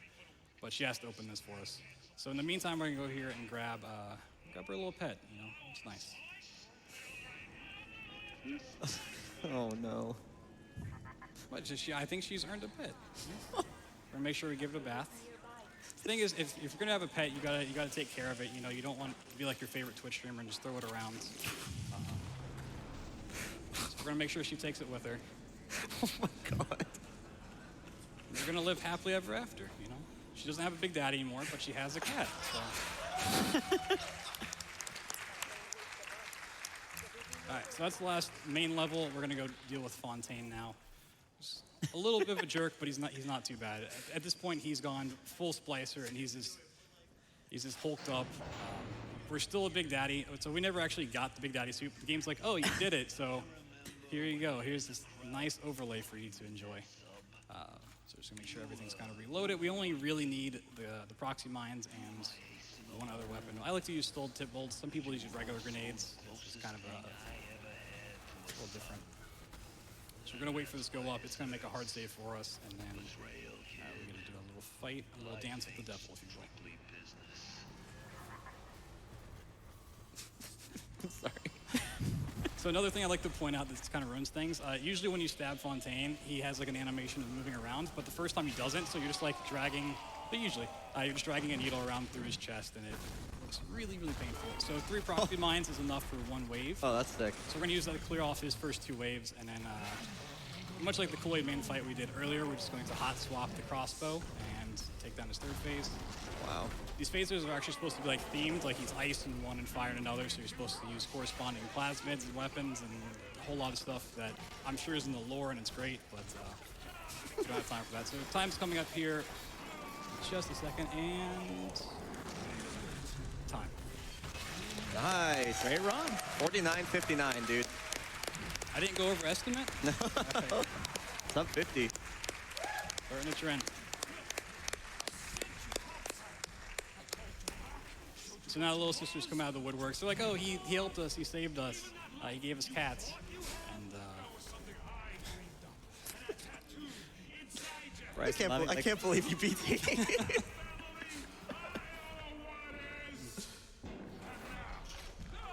if you're afraid of needles, don't watch this part. Wait, this part's gnarly. Yeah. He looks like an Oscar statue. Yeah. He's not a handsome Squidward. And it's okay if you make fun of the lore for this part, because everybody knows this is the worst part of the game, so. Just getting stabbed to death? It's just this whole boss fight. Yeah, it's unfortunate. Yeah, the last third of the game is kind of all over the place, but yeah, we get the good ending. Everyone lives happily ever after. Thanks, guys. If you like Bioshock, be sure to follow me over on Twitch. Actually, I have a Bioshock glitchless anthology run to do when I get home because my community was so kind to help me get here. Yeah. And I get a whole lot of challenge runs in. So if you want to see a no plasmid run where we literally don't pick up a single plasmid, just hop over there, follow me, and then when I go live. I Check me out. seriously do that. His streams are dope. I hang out there all the time. Be sure to stay tuned for Wolfenstein Youngblood, which I'm going to be on couch for. It's going to be super hype. It's an awesome run. And thank you so much to GDQ for having me back. Hopefully I'll be back again. So thanks for hanging out. All right, give it up for Blood Thunder with that excellent Bioshock run. Great job, BT.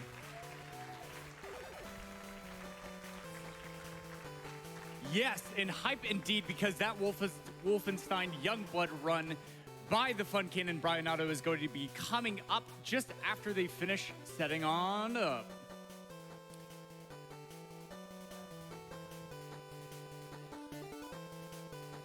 We have a donation here from Sentient Petunias that says, congrats on passing 1 million. Here's to the next one.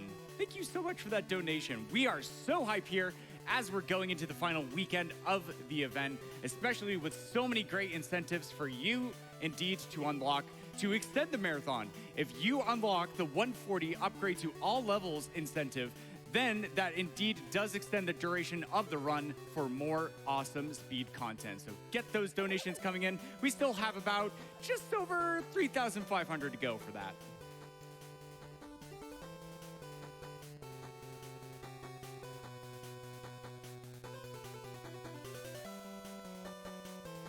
That being said, we're going to be going to a quick Twitch ad and then continue on with the marathon.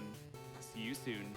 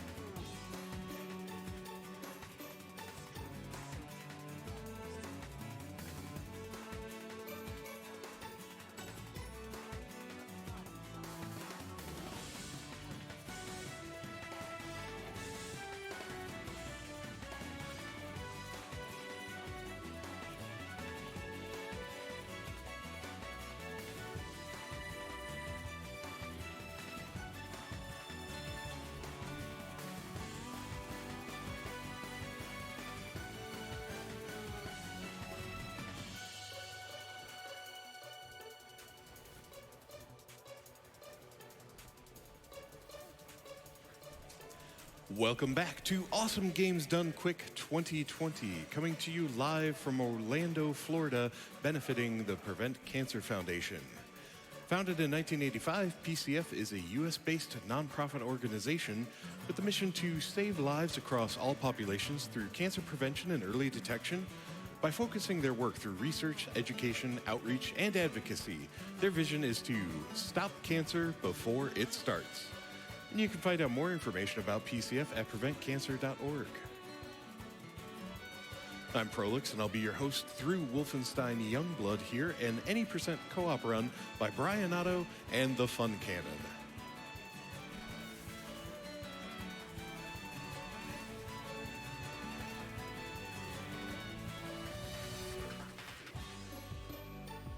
Anonymous donated $50 saying, even though there was no preventing Rapture's downfall, we can still work together to prevent cancer.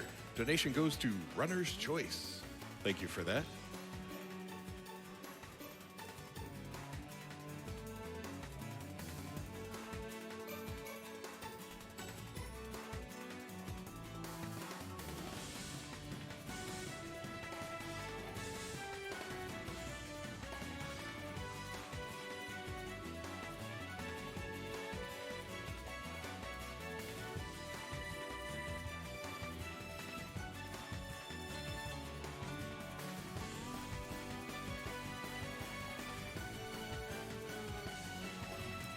A $25 donation here from Vicarious Vice.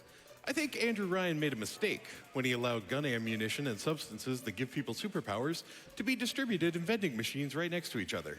Then again, maybe the whole underwater city thing was a bad idea altogether.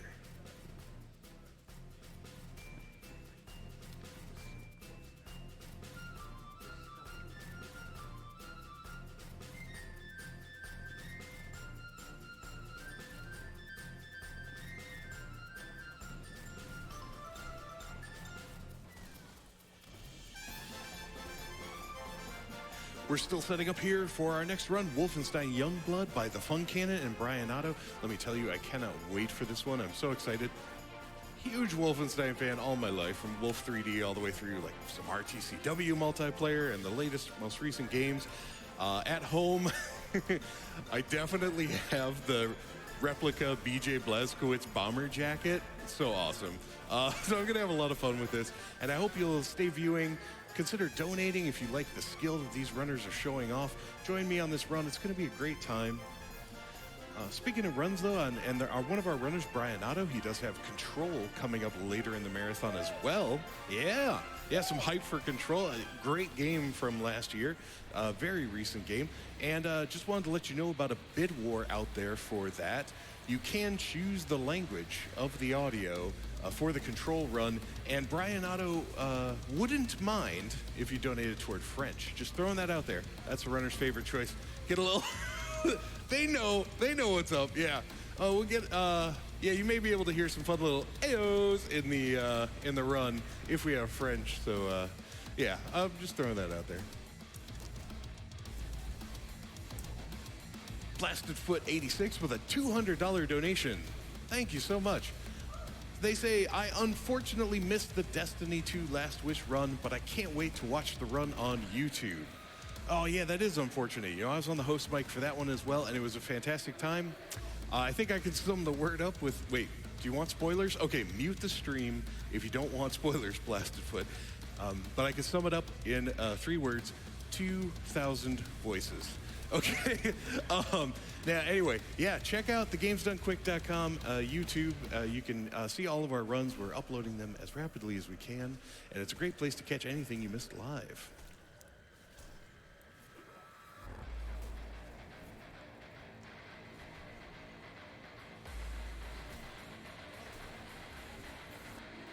Jake Snake donated $50. Cheers to another great GDQ. Let's get that Pokemon Blue Taz bonus run. Awesome. Thanks for the donation, Jake.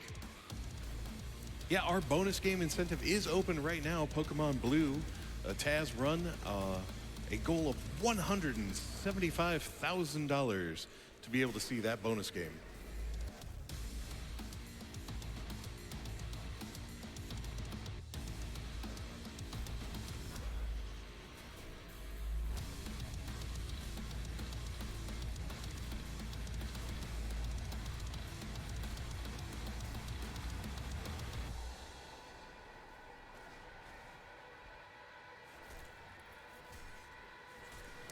Another shout out to our previous runner here with Kivake, a $25 donation. Hey, Blood Thunder, it was your run back at AGDQ 2016 that finally convinced me to play the BioShock series. That's great to hear. Thomas H. with a $100 donation. First time donating, but y'all are the best. Let's shock those bios, or actually honk those honks.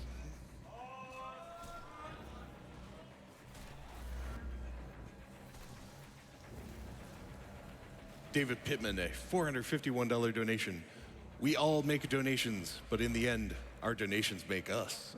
Would you kindly help me prevent cancer? Thank you very much for the generous contribution.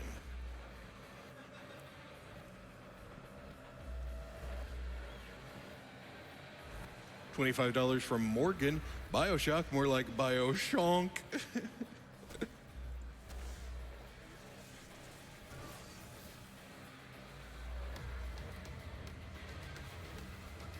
We received a $25 donation here from Hey Jennifer. This is for Jenny putting up with me taking this whole week off to watch speedruns and not do chores around the house.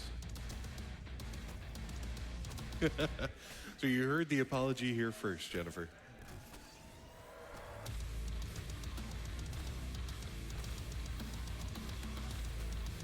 Mr. G donated $200. Much love to all the runners and this amazing event. Greetings from Austria.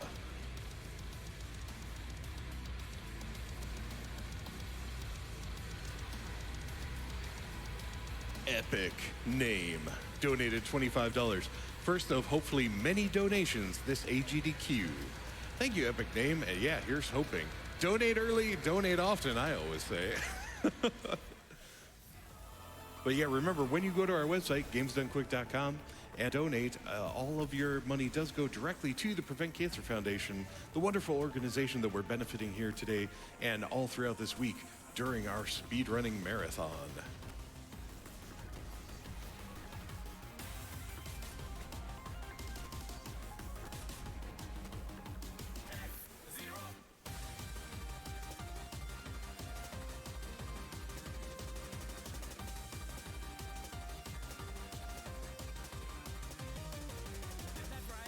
Jason A133 donated $25.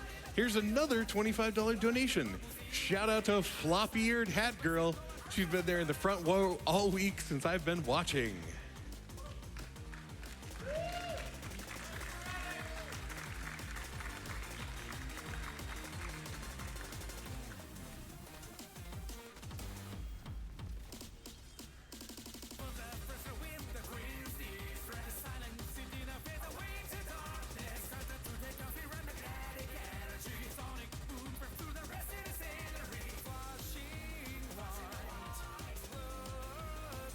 We received a $25 donation from the Shaded Master. A man chooses, a slave obeys, a goose steals, and honks.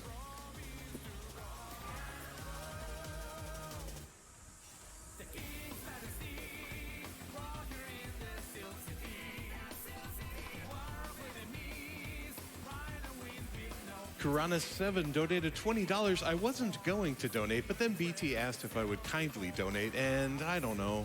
I couldn't stop myself. Hey, thanks, Karana7.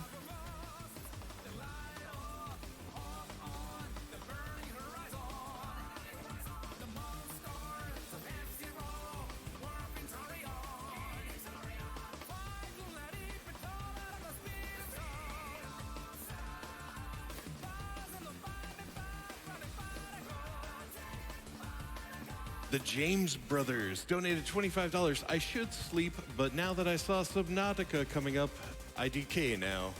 I know, right? So after Wolfenstein Youngblood coming up next, we have Subnautica, an any percent run, and then we have the Sun and Moon any percent. But that was upgraded to all bosses thanks to your generous donations.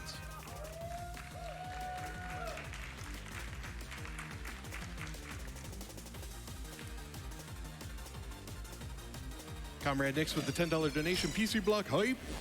And with that, it's time for Wolfenstein Youngblood with the Fun Cannon and Brian Nato.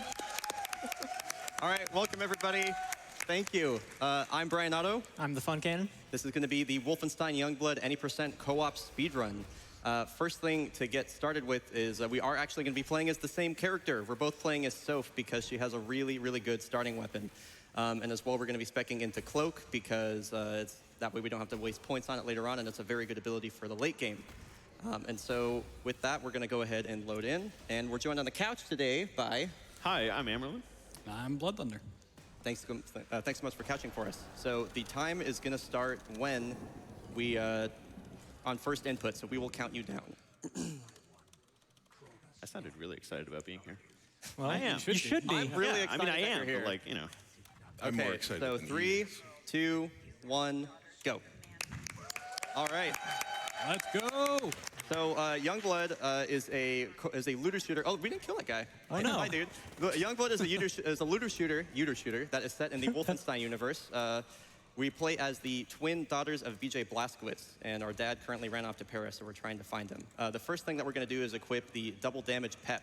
This is kind of like a new game plus-ish run. It's not like a true new game run. We have cosmetics, and we also have these peps, and they treat the peps like cosmetics.